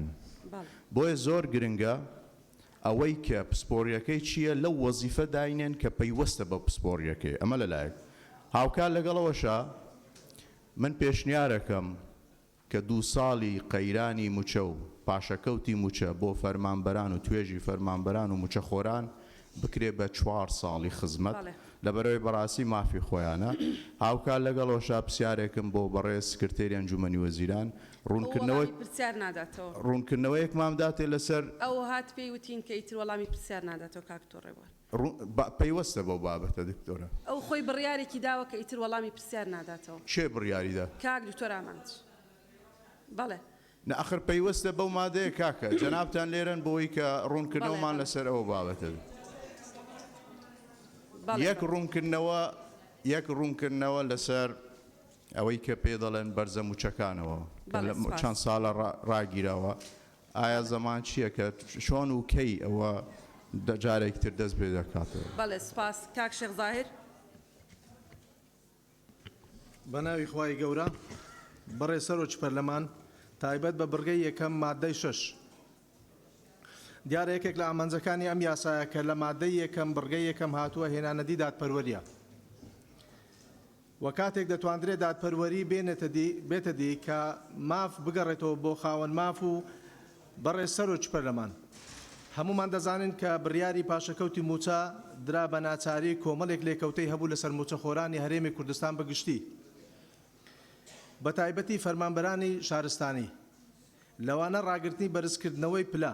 بەڵام پاش نەمانی سیستەمی پاشەکەوت کەچی پلە بەرزکردنەوە هەرڕاگیراوە. ئەسڵ وایە کە لەگەڵ نەمانی سیستەمی پاشەکەوت پلە ڕاگرتن نەمابە. بۆیە داوا لە بەڕێز وەزیری دارایی دەکەم کە ڕوونکردنەوە بدات لەو بابەتە چونکە فەرمانبەران زۆر زەرمەندن لە کاتێکدا مافی خۆیانە بە پێی یاسا کاتێک پایەکانیان تەواو دەکەن 4 ساڵە 5 ساڵە بسنا پلێشی تر. زۆر سپاس. سپاس بۆ جەنابەت کاکیمداد. بەرێ سەرۆکی پەرلەمان تامان مادەی 6 خۆی لە خۆیدا بابەتێکی بە حەقەت بابەتێکی زۆر گرنگە. طبعا پرۆژە یاسای چاکسازی بە شێوەیەکی گشتی پرۆژەیەکی گرنگە چکە ئێمە ساڵەهای ساڵە چاوەڕوانی پرۆژەکی واینە هەرکەس لەوەی شکایەت دەکا کە نائەدالەتی هەیە بەڵێ فەرمووە ئەوڕۆکە پرۆژەیەکی چاکسازی زۆر جوان هاتە پەرلەمانی کوردستان و ئێمە فرسەتێکە بۆ ئێمە ئەو کەسانەی کە ینی بەراهەنگاری نائەدالەتی بوونە دەتوانین لێرانە بە یاسا چاکسازی لەسەردا بکەین. من لێرەدا دەمەوە بڵێم ینی ئێمە پشتیوانی هەموو ئەو پرۆژە یاسایانە دەکەین کە خزمەت بە هاوڵاتیانی کوردستان و بە سیستەمی حکومڕانی هەرێمی کوردستان لە پێناو دەوڵەتێکی سیستەمێکی مەدەنی. لێرانە من تێبینیەکم هەیە لە مادەی 6 یەکەم لە بواری خزمەتی شارستانی و پێشمەرگە و هێزەکانی ئاسایشی ناوخۆ شارستانی لێرە دەربێت چکەوە قانونی مەدەنیە ینی دەبی جیا بکرێتەوە لەگەر ئەسکەری و پێشمەرگە و لە تێبینیەکی تر پشتیوانی کاکسۆران عمەر دەکەم بۆ ئەوەی کە لێژنەیەک دابندرێتن ینی ئەو چاکسازیە ئەو بە دوواداچوون و ڕێخستنە و پلە و پایە و لە بواری موچە و ئەوانە چۆن دەکرێت وەختێکی زۆر زۆری ئەوێ لێرە دەمەوێت شتێک بڵێم ئایا حکوومەت بۆ ئەم شتە وەختێکی زەمەنی داناوە کۆمسیۆنێکی یان لێژنەیەکی داناوە ئالیاتی عمل چۆن دەبێت زۆر سپاس سپاس بۆ جەنابەت سەرچنار خان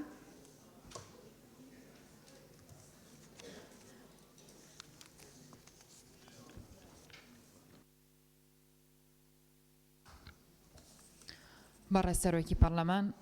منیش لە مادەی شەشە ئیزافەیەکم هەیە بۆ بڕگەی یەکەمی دێڕی چوارەم کە ئەڵە بە پێی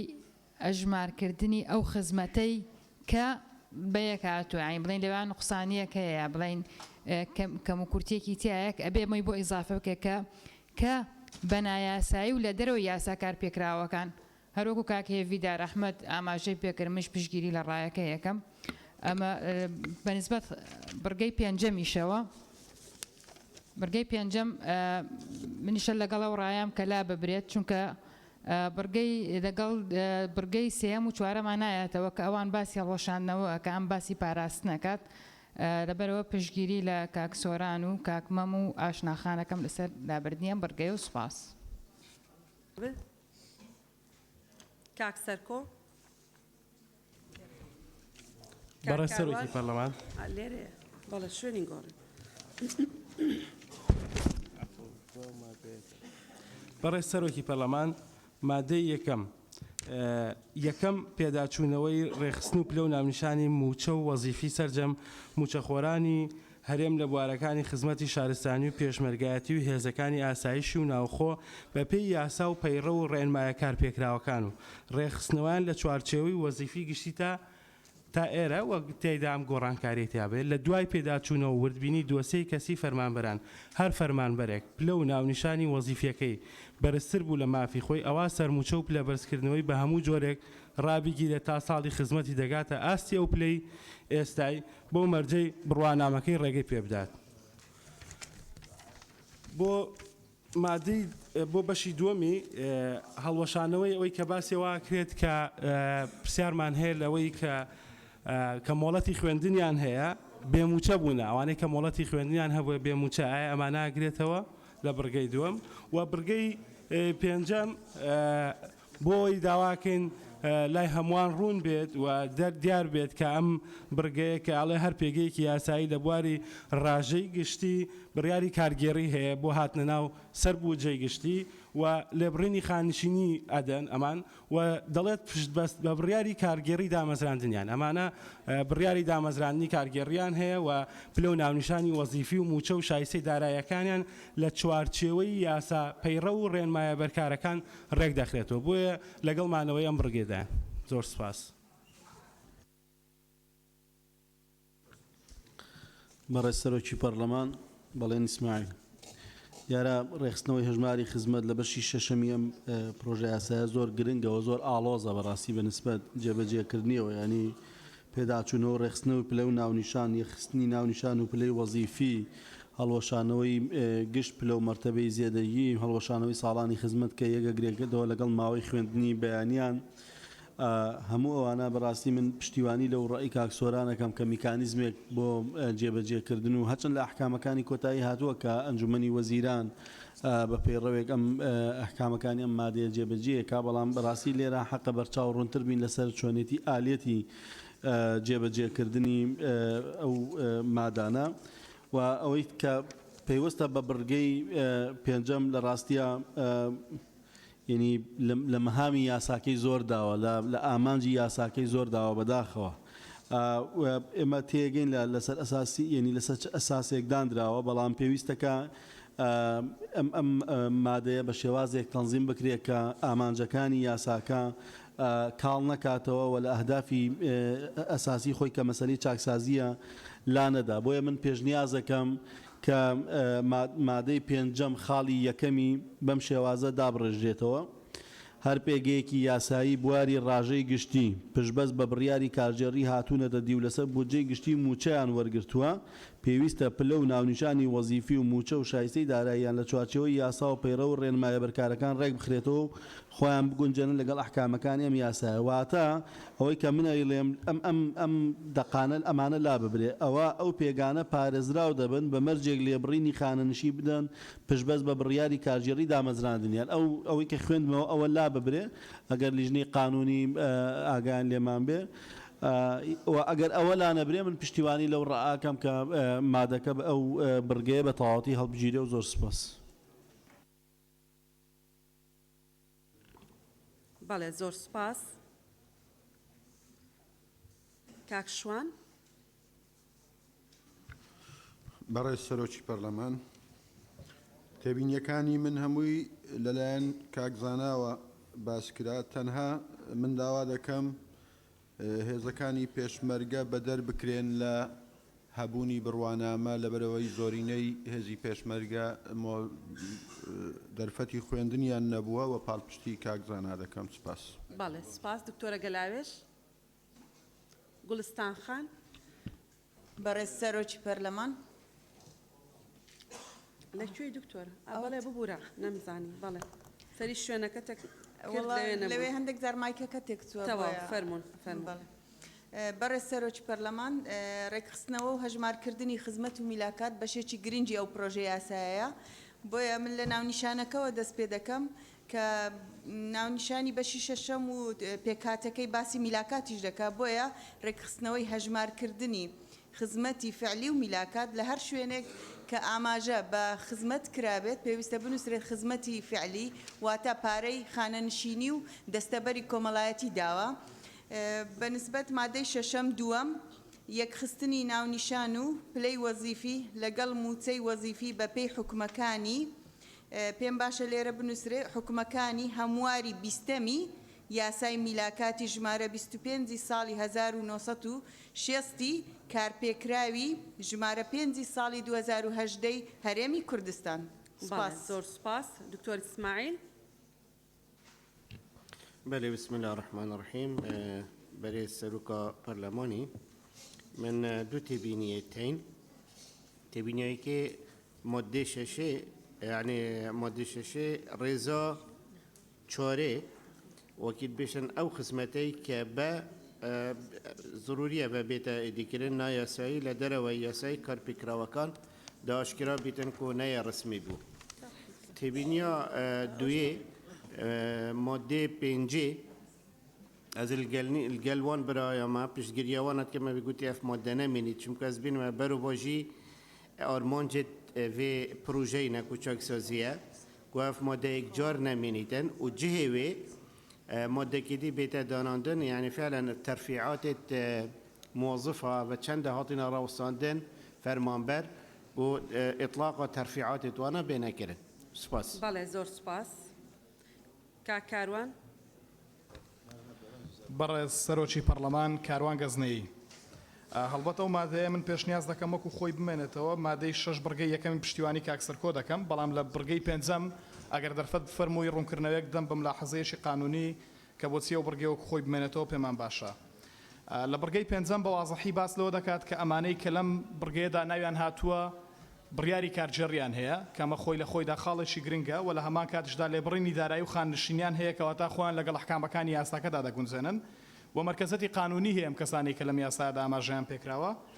و لە هەمان کاتیشدا خاڵێکی زۆر گرنگ کە ڕەنگە لە یاساکەدا تۆزە غامز بێت ئەمانە تعدیلی وەزیفیان بۆ دەکرێت ئینجا لەگەڵ ئەحکامەکان بە نەتیجە خۆیان دەگونجێنن بۆیە پێم وایە ئەم داڕشتنی سیغەی مادەکە بەگشتی و بڕگەی پێنجەم سیغەیەکی تەواو قانونیە بۆیە پێشنیاز دەکەم وەکو خۆی بمێنێتەوە بۆ ئەمەش پشتیوانی کاکبازەت دەکەم ئەگەر ئەحکامەکانیش گۆڕە بۆ حکومەکان زۆر سپاس. زۆر سپاس. دکتۆرە شایان. بەڕێز سەرۆکی پەرلەمان شایان کاکە ساڵح سەبارەت بە بڕگەی چوارەم لە یاساکەدا دیارە دیارە کێشەیەک هەیە لەوێدا ناڕوونیەک هەیە لە بڕگەی چوارەمی مادەکەدا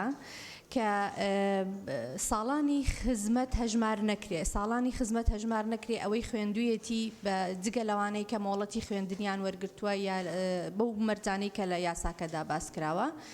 بەڵام ئەوانەی کە خوێندوویانە موچەی کۆکراوە و هەروەها ببورە مۆڵەتی کۆکراوە و مۆڵەتی بێموچەیان وەرگرتۆ زەحمەتیان کێشاوە ئەلێرەدا من پێشنیار دەکەم یاساکە بەم شێوەی لێ بکرێتەوە ساڵانی بڕگەی چوارەمی مادەی شەشەم بەم شێوەی لێ بکرێ ساڵانی خزمەتی ئەژمارکراو بۆ خزمەتی وەزیفی شارستانی یان پێشمەرگایەتی یان هێزەکانی ئاسایشی ناوخۆ بۆ ئەو ماوانەی کە لەگەڵ ماوەی خوێندنی موچەخۆر یەک دەگرێتەوە جگە لە حاڵەتەکانی مۆڵەتی خوێندن یان خوێندنی ئێواران یان تەمەنی لەو کاتەدا لە خوار 16 ساڵی بێت بۆ لەمە و دووە هەڵدەوەشێتەوە جگە لە زیندانی و ڕاگیراوی سیاسی و هەروەها سەبارەت بە سزادراوانی سیاسی کە دەزانین بوونیان هەیە لە هەرێمی کوردستان لەم مادەیەدا باس نەکراوە بۆیە پێشنیار دەکەم بە زنجیرەی بڕگەی شەشەم بڕگەیەک زیاد بکرێ بەم شێوەیە ئەحکامەکانی ئەم مادەیە بەسەر سزادراوانی سیاسیشدا جێبەجێ دەکرێت سپاس.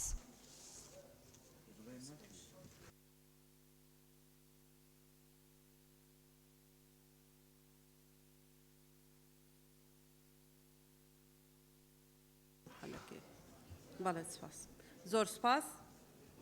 گوڵستان خان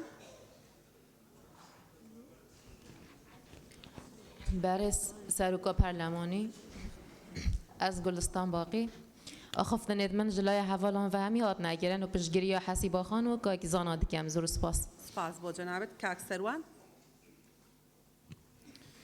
بەڕێز سەرۆکی پەرلەمان من دەمەوێت یەکەم جار لە پشتگیری دەست پێ بکەم بۆ ناو بابەتەکەی خۆم ئەوشەوەیە کە پشتگیری کاک حکمت دەکەم بۆ هەژمارکردنی خزمەت بۆ ئەو خۆبەخشانەی کە دوێنێ شەڕەف و کەرامەتی ملەتی کوردیان پاراست بەرگریان لە کورد و کوردستان کرد دژی داعش و پشتگیری لە کاک باڵان بۆ دەکەم بۆ گەڕانەوەی مافی خاوەن ماف کاوەی مافیان لای حکوومەتە پشتگیری لە کاک زاناش دەکەم بۆ بڕگەی 5 و دەمەوێت لەسەر مادەی 6 ئەوە بڵێم کە پێشمەرگە دیسان هەر دەگەڕێمەوە سەر پێشمەرگە چونکە بەدڵ و بەگیان لەگەڵیانم دەمەوێت ئەوە بڵێم کە پێشمەرگە شەڕی کرد مرد فی سەبیلی ئەوەی دیسان پەرلەمان و کوردستانە حکوومەت هەبێت کەچی پلەی پێشمەرگە ڕاگیراوە یعنی پلیان نابەسترێت خزمەتیان بۆ هەژمار نەکراوە وەزارەت بۆ وەزارەتێکی تر لە وەزارەتی پێشمەرگە پلە بەرزکردنەوە نییە ڕاگیراوە کە بەرگریان کردووە و مردوون بۆ ئەوەی ئەو وەزارەتان هەبێت کەچی لە وەزارەتەکانی تر وەک خۆی دەڕوات بەڕێوە لەگەڵ ئەوەم کە حکوومەت پێداچوونەوە بکات لەوە و ئەو هەژمار نەکردنەی یان ئەو کاتەی کە ڕۆیشتووە لەسەر پلەی ئەوانیشیان بۆ بگەڕێندرێتەوە بۆ هەژمار بکرێت ئەوەی تریش بۆ پێشمەرگەی شاخ چونکە ئێستا لە ناو هۆڵی پەرلەمان ڕەنگە زۆر پێشمەرگەی شاخمان لەگەڵ بێت ئەوان نەیان خوێندووە بۆ ئەوەی پەرلەمان و حکوومەتی خۆمانمان هەبێت ساردی و گەرمی و تاڵی زۆریان چەشت بۆ ئەوەی ئەمڕۆمان هەبێت دروستکەری ئەمڕۆن بنیادنەری ئەمڕۆن بۆیە ئەمن دەڵێم پێشنیار دەکەم لە هەموو پەرلەمانتارە بەڕێزەکانیش داوا دەکەم کە پشتگیر بن لەوە بەڵێ سپاس پێشمەرگاتی ئەوان بە بڕوانامە هەژمار بکرێت بەڵێ کاک و بەرگریکردنی پێشمەرگەی ئەمڕۆی کە شەڕی لە جیاتی هەموو مرۆڤ و لە جیاتی هەموو جیهان کرد کە پێشمەرگەیە ئەویش بە بڕوانامە هەژمار بکرێت و زۆر سپاس سپاس مژدەخان بەناوی خوای گەورە و میهرەبان مژدە مەحموود بەڕێز سەرۆکی پەرلەمان چەند تەرحێکمەیە یەکەمیان پلە بەرزکردنەوە مافی یاسایی هەموو فەرمانبەر و پێشمەرگە و هەموو موچەخۆرێکە کە بە نایاسایی ڕاگیراوە پێویستە پێش دەستدان لە پلەی موچەخۆران بەرزکردنەوەی پلەیان بۆ بکرێت کە مە مافێکی شەرعی خۆیانە ئەمە یەک دووهەمینیشیان لە بڕگەکانی 1 و 2 و 3 و 4 مادەی شەشەم ئەم یاسایە دەست دەدات لە موچەی پلە و ناونیشان و خزمەتی 1,200,000 موچەخۆر کە لە بەیامەتری ئەو ژمارەیە تۆمار کراوە چۆن دەتوانی ئەم پرۆسەیە ئەنجام بدەیت هەروە هیچ لیژنەیەک دیاری کراوە کە چۆنێتی جێبەجێکردنی ئەم بەرگانە ڕوون بکاتەوە یاخود بە هەر میکانیزمێک بێک هیوادارم بەرپرسانی حکوومەت کە لێرە ئامادەن وەڵامی ئەوەمان پێ بدەنەوە. خاڵی سێەم لە مادەی 6 بەرگەی پێنجەمی هەر کەسێک بە بڕیارێکی کارگێڕی دامەزرا بێ یاسایی بێ یان نایاسایی بێت دەپارێزرێ بە پێیان بەرگەیە. ئەمە پێچەوانەی یاسای چاکسازیە کەواتە ئەم بەرگەیە دیفاع لەوانە دەکا کە بە نایاسایی دامەزراون. پێویستە بەرگەی پێنجەم لا ببرێ، پێشنیاز دەکەم لا ببرێ و پشتیوانی لە قسەکانی کاکسیپان و کاکسۆران دەکەم. بەڵێ سوپاس. سەلما خان. بەڕێز سەرۆکی پەرلەمان سەلمە فاتح. بەڕێز سەرۆکی پەرلەمان ئامانجی گرنگی ئەم یاسایە چاکسازیە نەک بڕینی موچەی خەڵک. ئێمە لە مادەکەی پێشترا لەسەر دەرماڵە زۆرترین گفتوگۆ زۆرترین پرسیارمان ئاڕاستەی بەڕێزان لە حکوومەت یاریمی کوردستان کردووە. ناکرێت لە ئێستادا بەڕاستی پشتیوانی بکەین بۆ بڕینی موچەی سەدان کەس کە حکوومەت خۆی پێداون و خۆی ئەو ئستحقاقی پێداون و دای مەزراندون و فرمانی کاریگێڕیان هەیە. بۆیە پشتیوانی قسەکانی کاکسەرکۆ دەکەم لە مادەی یەکەم هەتاوەکو لە چوارچێوەی وەزیفەی گشتی داوە لە دوای ئەوە دەکرێت بەم جۆری لێ بکرێت لە دوای پێداچوونە وردبینی دۆسی کەسی فەرمانبەران بە هەر فەرمانبەرێک پلە و ناونیشانی وەزیفەکەی بەرزتر بوو لە مافی خۆی ئەوە سەرموچە و پلەبەرزکردنەوە بە هەموو جۆرێک ڕادەگیرێ تا ساڵانی خزمەتی دەکاتە ئاستی ئەو پلەی ئێستای بۆ مەرجەی بڕوانامەکەی ڕێگەی پێبدا. ئەمە لەو ڕوانگەیەوە پێشنیارمان کردووە لەوەی کە ئەو موچە خۆرە گەندەڵی نەکردووە و هیچ شتێکی نایاسایی نەکردو. ئەگەر بێت و فەقرەیەکی نایاسایی هەبوو بێ ئەوە حکوومەت بۆی کردووە و خۆی بەرپرسیار نیە لەسەر ئەم بابەتەوە دەکرێت پلە و ناونیشانی وەزیفەکانیان پارێزراو بن و بەڵام بۆ ئەوی ڕێکی بخەینەوە ڕای دەگرین هەتاوەکو ئەو کاتەی کە پلە و ناونیشانەکانی دەکاتە ئەو پلە و ناونیشانی کە حکوومەت پێداوە بەو مەرجەی بڕوانامەش ڕێگەی بە مەرجێک کە بڕوانامەکەی ڕێگەی پێ بدات. و لە مادەی چوارەمی ببوورە لە بڕگەی چوارەمدا کە باسی هەڵوەشاندنەوە دەکا بەڕاستی کەسانێکی زۆرەیە بە هەمان شێواز ناکرێت مەسەلەن بەڕێوبەری فەرمانگەکەی یان شوێن دائیرەکەی دەخوێنێت ئاگای لێ بۆەوە چاوپۆشیان لێ کردووە. بۆیە من پێشنیار دەکەم هەڵوەشاندنەوەکە بکرێ بە غەرامەیەک بۆی بتوانین ڕێگە چارەسەرێکیان بۆ بدۆزینەوە لەمە دووە ڕێگری بکرێ و لەگەڵ ئەوەشدا پشتیوانی قسەکانی بەڕێز دکتۆرە شایان دەکەم لە بڕگەی چوار بە هەمان شێواز کە لەمە دووە ئەم مادەیە جێبەجێ بکرێ چونکە بەڕاستی نەحەقێکی زۆر دەکرێت بەرامبەر بەوانەی کە هەندێک کەسێ لەوانەی بێ ئاگا لەوەی کە ئەم بابەتانە هەیە ئەم مۆڵەتانە هەیە خوێندبێتی. لە بڕگەی پێنجەمدا بە هەمان شێواز قسەکانم لە بڕگەی یەکەمدا کرد کە ناکرێت ئێمە بەڵێ بەڵام پشتیوانی قسەکانی بەڕێزان کاک بەهجەد و کاک سەرکۆ و کاک کاروان دەکەم. سوپاس. بەڵێ کاک ڕزگار. بەڕێز سەرۆکی پەرلەمان مادەی 6 باز لەوانەیە کە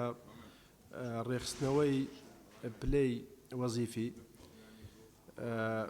ڕوونا 170,000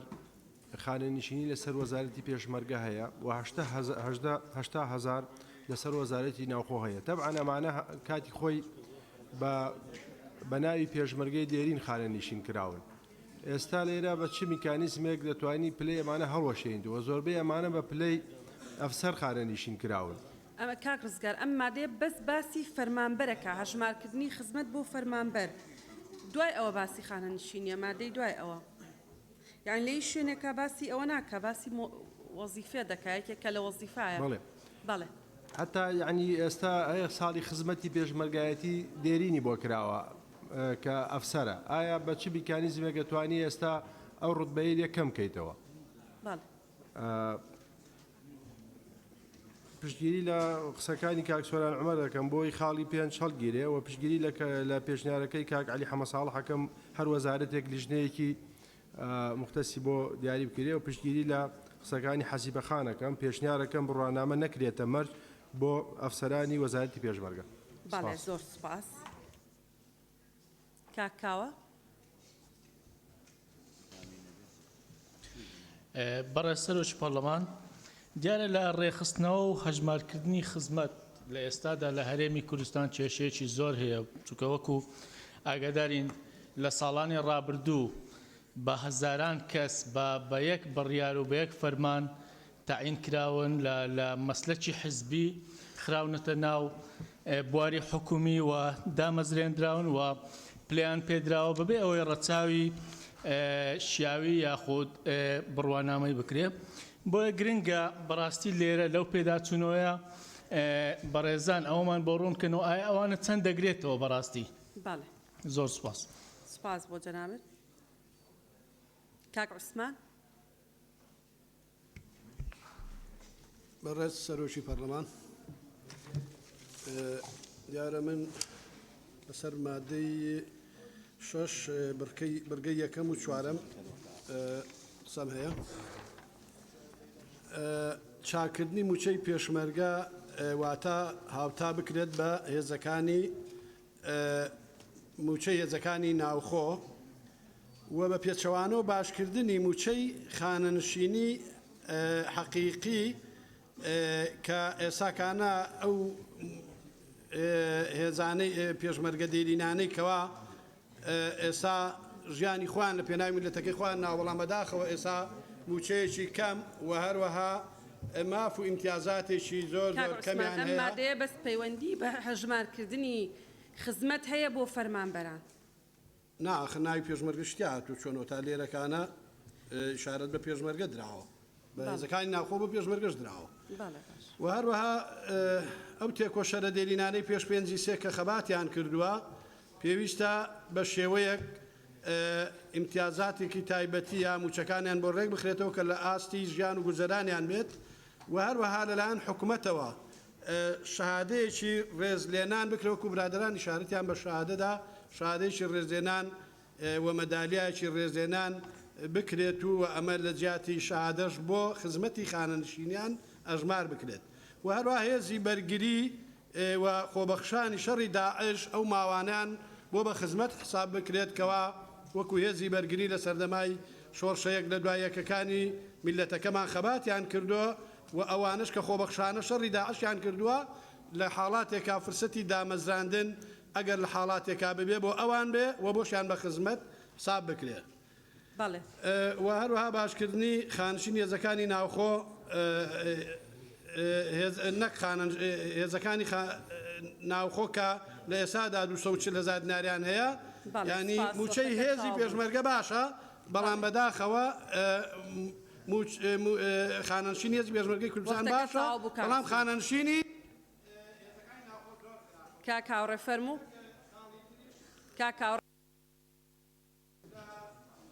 کاکاوڕێ فەرموو کاگەسما وەختەکە تەواو بوو. کاگاوڕێ قسە بکە کاگاوڕێ. بەڕێز سەرۆکی پەرلەمان بەشی شەشەم مادەی 6 لە بڕگەی یەکەم پشتیوانی قسەکانی کاکسەرکۆ سەلماخان کاکباجە دەکەم و لە بڕگەی پێنجەم پشتیوانی قسەکانی کاکاروانەکەم ئەم بڕگەیە مرکزی یاسایی تێدایە و لەگەڵ ئەحکامەکانی ئەم یاسایە خۆی گونجێنێ لەگەڵ مانەوەی ئەو بڕگەیم. سپاس. بەڵێ سپاس کاک موسلیم. زۆر سپاس بەڕێز سەرۆکی پەرلەمان موسلیم عەبدوڵڵا ڕەسوڵ بەڕاستی من قسەکەم لەسەر مادەی شەشەمە لە بڕگەکانی یەکەم و دووەم و سێم و چوارەم کە بەڕاستی من بە مادەیەکی زۆر باشی دەزانم و بەڕاستی ئەو دەستپێچێکی باشە بۆ نەهێشتنی و هەڵوەشانەوەی زۆرێک لەو کارانی کە بەنای یاسایی کراون لەم پرۆژە یاساییدا کە هەدەف و ئامانج لەی ڕێخستنەوەی پلە و ناونیشانی وەزیفێ بۆ فەرمانبەران و موچەخۆران کە لە ناوچینی فەرمانبەرانە خەڵکانێکی زۆر هەن کە بەنای یاسایی و بەدەر لە حەقی شایستە و ساڵی خزمەتیان و بەبێ بوونی خزمەتی فعلی لە پلە و مەرتەبە و ناونیشانێک دانراون کە ڕەنگە شایستە نەبێ پێی و هەم بارگرانی لێرەدا دروست کردووە لەسەر حکوومەت و لەسەر وەزارەتی دارایی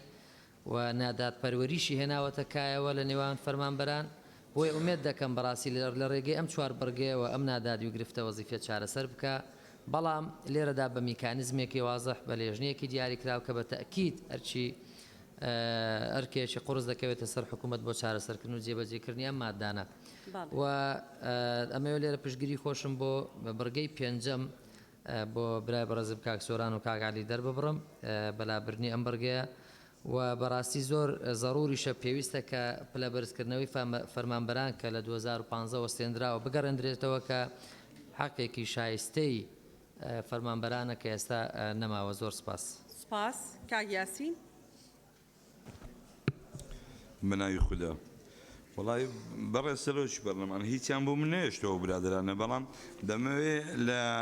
پشتگیری دەست پێ بکەم. پشتگیری کاک سۆران دەکەم، کا عەلی، کا عەبدولستار، کاک مەم، کاک حیکمەت، کاک زانا،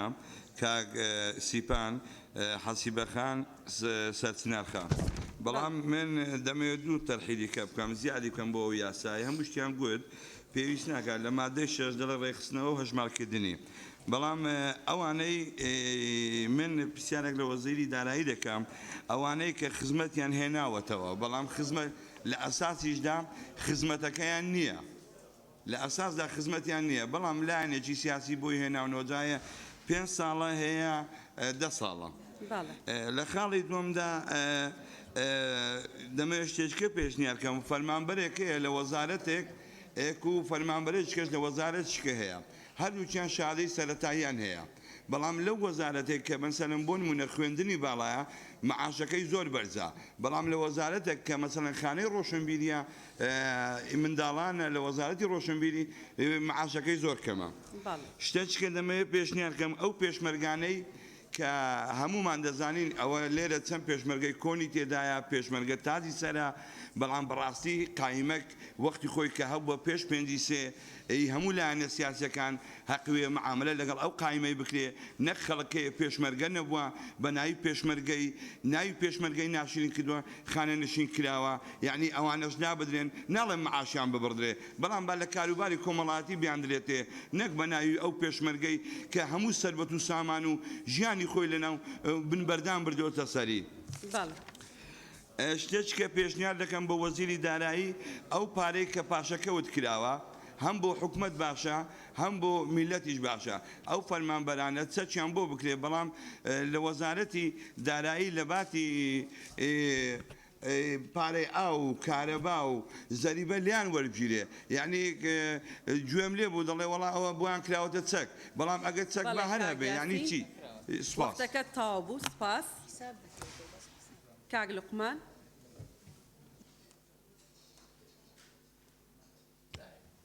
زۆر سپاس بەڕێ سەرۆکی پەرلەمان. سەبارەت بە مادەی 6 لە بڕگەی 1 پشتیوانی لە بۆچوونەکەی کاک سەرکۆ ئەەکەم کە ئەمانە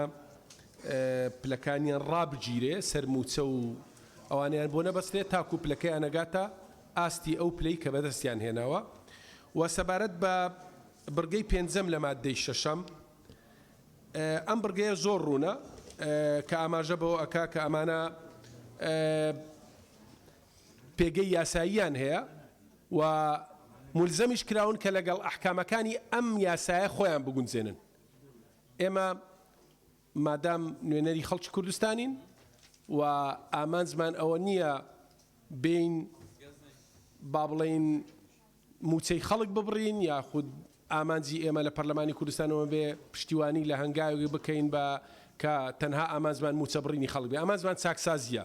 مادام مولزەم کراین نەخۆیان لەگەڵ ئەحکامەکانی ئەم یاسایە بگەونجێنن کەواتە ئەمانە ئەم کەسانە نین کە دەوام نەکەنیان فرسەتی دەوامکردنیان پێ نەدرێ وەکو بەشێک لە برادەرەکان ئاماژە پێدەن. ئەوە نقطەیەکی در بەداخەوە بەشێک لە برادەرەکان زۆر هێرشێک ئەکەن بۆ سەر کادری حیزبی، کادری حیزبیش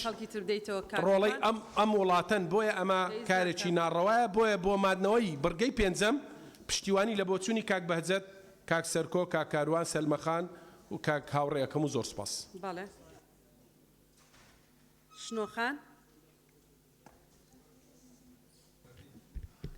بەڕێ سەرۆکی پەرلەمان، سەبارەت بە بەشی 6 ڕێخستنەوەی هەژمارکردنی خزمەت پشگیری لە هاوڕێکانم کاک سەرکۆ، کاک کاروان، کاک بەهجەت، سەلمەخان و کاک عوسمان و کاک لوقمانەکەم و هەروە پرسیارێکم هەیە لە بەڕێزان لە ئەنجومەنی وەزیران سەبارەت بە ئەوەی کە ئایا بەپێی یاسا ڕایشکار و مدیرعام یەک تەعریفیان هەیە، بەڵام بۆچی جیاوازی هەیە لە نێوان ئەو ڕایشکارانی کە لە ئەنجومەنی وەزیران و لە دامەزراوی سەرۆکایەتی هەرێمن و ئەو ڕایشکارانی کە لە پەرلەماندا هەن لە ڕووی موچۆ ئیمتیازەوە جیاوازی هەیە؟ جیاوازیان نییە، هیچ جیاوازیان نییە. زانیاریمان هەیە کە جیاوازی هەیە لە ڕووی ئیمتیازەوە. من نەزانم جیاوازیان نییە. زۆر سپاس. یاڵا سپاس. دکتۆر شێرکۆ. بەڕێز سەرۆکی پەرلەمان شێرکۆ جەودەت دیارە مەوزوعی عەلاوە و تەرفیع زۆر باس کرا و من پشتگیری لەواکەم کە بگەردرێتەوە و دەست پێ بکاتەوە چونکە ئەوە جۆرێکی ترە لە پاشەکەوت لە ڕاستیە. ئێستا حکوومەتی هەرێم دوو جۆر پاشەکەوتی لە ئەسوایە. یەکێکیان ئەوەی کە ڕایگرتووە کە پاشەکەوتی موچەیە، ئەمێتریان کە بەردەوامە کە پاشەکەوتی عەلاوە و تەرفیع. بەڕاستی ئەمە ئەگەر تەقدیراتی بۆ بکەی بۆ داهاتوو ئاوا بەردەوام بێ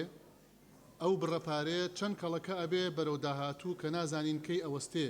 واتە کەی ئەوەستێ پێنەدانی عەلاوە و تەرفیع. بۆیە لە مادەی شەشا بڕگەی یەکەم ضرورە کە ئێرە پێم وایە جێی خۆیەتی تاکید لەسەر گێڕانەوە و دەستپێکردنەوەی عەلاوە و تەرفیع بکرێتەوە. سەبارەت بە بڕگەی پێنجەم ڕێک پێچەوانەی مەبادی ئەم یاسایە، یعنی ڕێک پێچەوانەی ئامانجەکانێتی کە باس لە دادپەروەریەکە بۆ لەبەرەوەی کە بەڵێ ئەمانە بڕیاری کارگێڕیان هەیە بەڵام شوێنی دەوامکردنیان نییە کە ئەوە مخالفەی یاسایە. لەبەرەوە من لەگەڵ ئەوەیەم پشتگیری لە بۆچوونەکەی سەچنارخان و کاکسیپان و کاکسۆران و کاگعالی و کاکجەلال و دکتۆر ئیسماعیل سیگیریەکەم بۆ لابردنی بڕگەی پێنجەم. سپاس.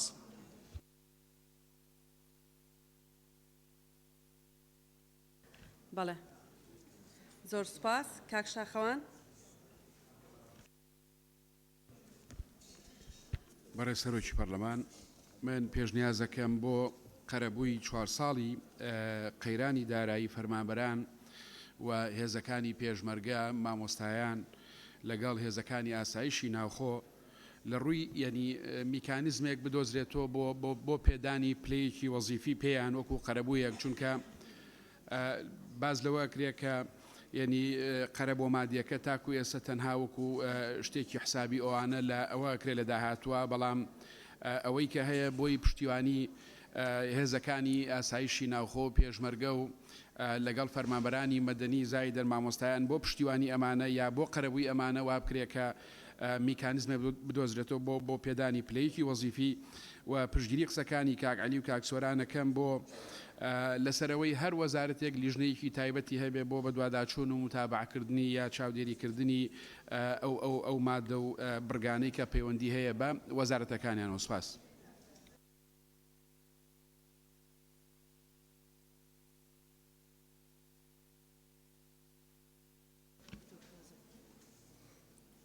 دکتۆر کاظم. بەڵێ ئاخر کەسە. بەڵێ بەڕێز سەرۆکی پەرلەمان ئەو تێبینیانی من هەمبوو لەلایەن ئەم بەڕێزانەوە تەڕح کرا لە بەرەوە پشتگیری ئەم بەڕێزاناکەم هەرێک لە بەڕێز مژدەخان و کاکسیپان و کاکسۆران و کاک دکتۆر شێرکۆ و کاکاوە و سەرچنارخان و کاک دکتۆر ئیسماعیل.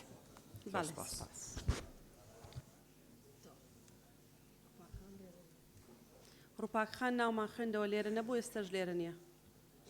ئاخر کەسیشە. بەڵێ بەڕێز وەزیرەکان بەڕێزان.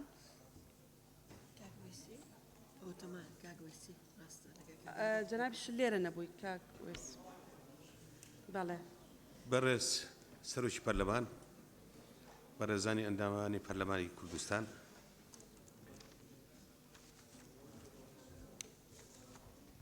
ئەوەی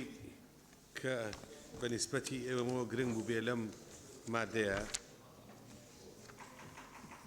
بە مختصری من عرضتان کەم هەر لە مادەی یەکەوەمەوە بۆ بەرەو دواوە ئەو خاڵانەی ئەو حاڵەتانی کە مادەیەکەما تەحدید کراوە پێداچوونەوە و ڕێخستنەوەی پلێ بۆ نمونەتان بۆ باسکەم مەسەرەن هەمانە جاری بە پێی یاسا ساڵی خزمەت بۆ نیسبەتی پێشمەرگە لە 16 ساڵیەوە دەست پێکرێت هەیە ساڵی پێشمەرگایەتی هێناوەتەوە ڕەنگە ئەمری 10 ساڵ بوو بێ بۆ نمونە مەسەرەن بۆ ساڵی ئاوارەی لە 18 ساڵەوە حسابەکرێ وەختێک ئەو هێناوێتەوە ڕەنگە عمرێکی یەکجار کەمی هەبوو بێ بەبەست لێ ڕاستکردنەوەی ئەو نەوە حاڵەتانەیە ئەمەش بە کە ڕاست دەکرێتەوە تەبانە بێ قاعدەیەکی قانونی هەیە من استقبل الشيء قبل أوانه عوقب بحرمانه يعني قاعدة يعني ما بقيته سر أصلكي معاملة كشي بيوك خوي اللي بقيته أو لو ما دا هاتوا ولا سر أساسية وقاعدة هاتوا مثلا حالتي ترمان هي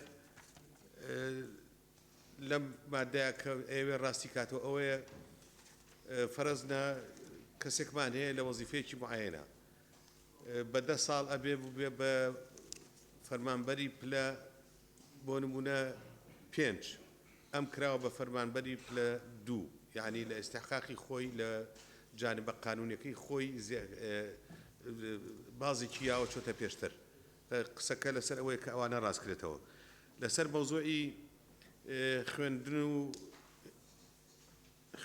أنا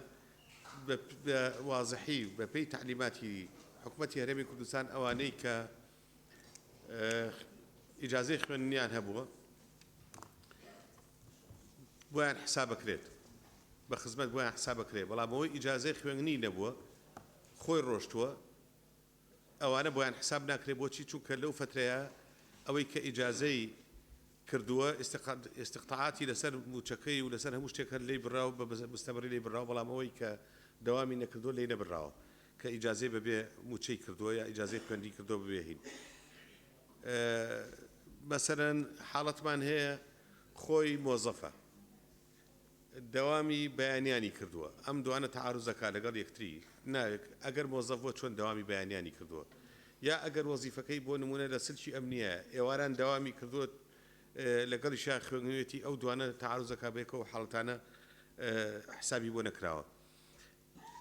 اساسي فكره كوي هر بليك بناساي ورجي رابي راس بكريتو يعني اما الجوهري او ماده بشويشي قشتي اوي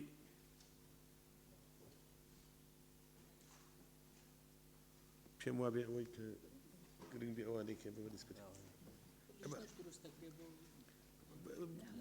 لا همو وزارتي كيش برارك مان هيك لجنيك مراجعي همو اواناكاتو ترى نكر او ترى ند بهيكلي اداري همو وزارتك كان شاكري كل هيئتك هم وزارتك راس براون هم لانجمني وزيراني شيئتي كي بدروس كراو لبرو ما فيها من باشا او مادي وكو خوي بينتو سپاس بو ايوش بەڵێ زۆر سپاس بۆ جەنابەت بەڕێزان پشوویەک وەرەگرین سەعات 3 دێنەوە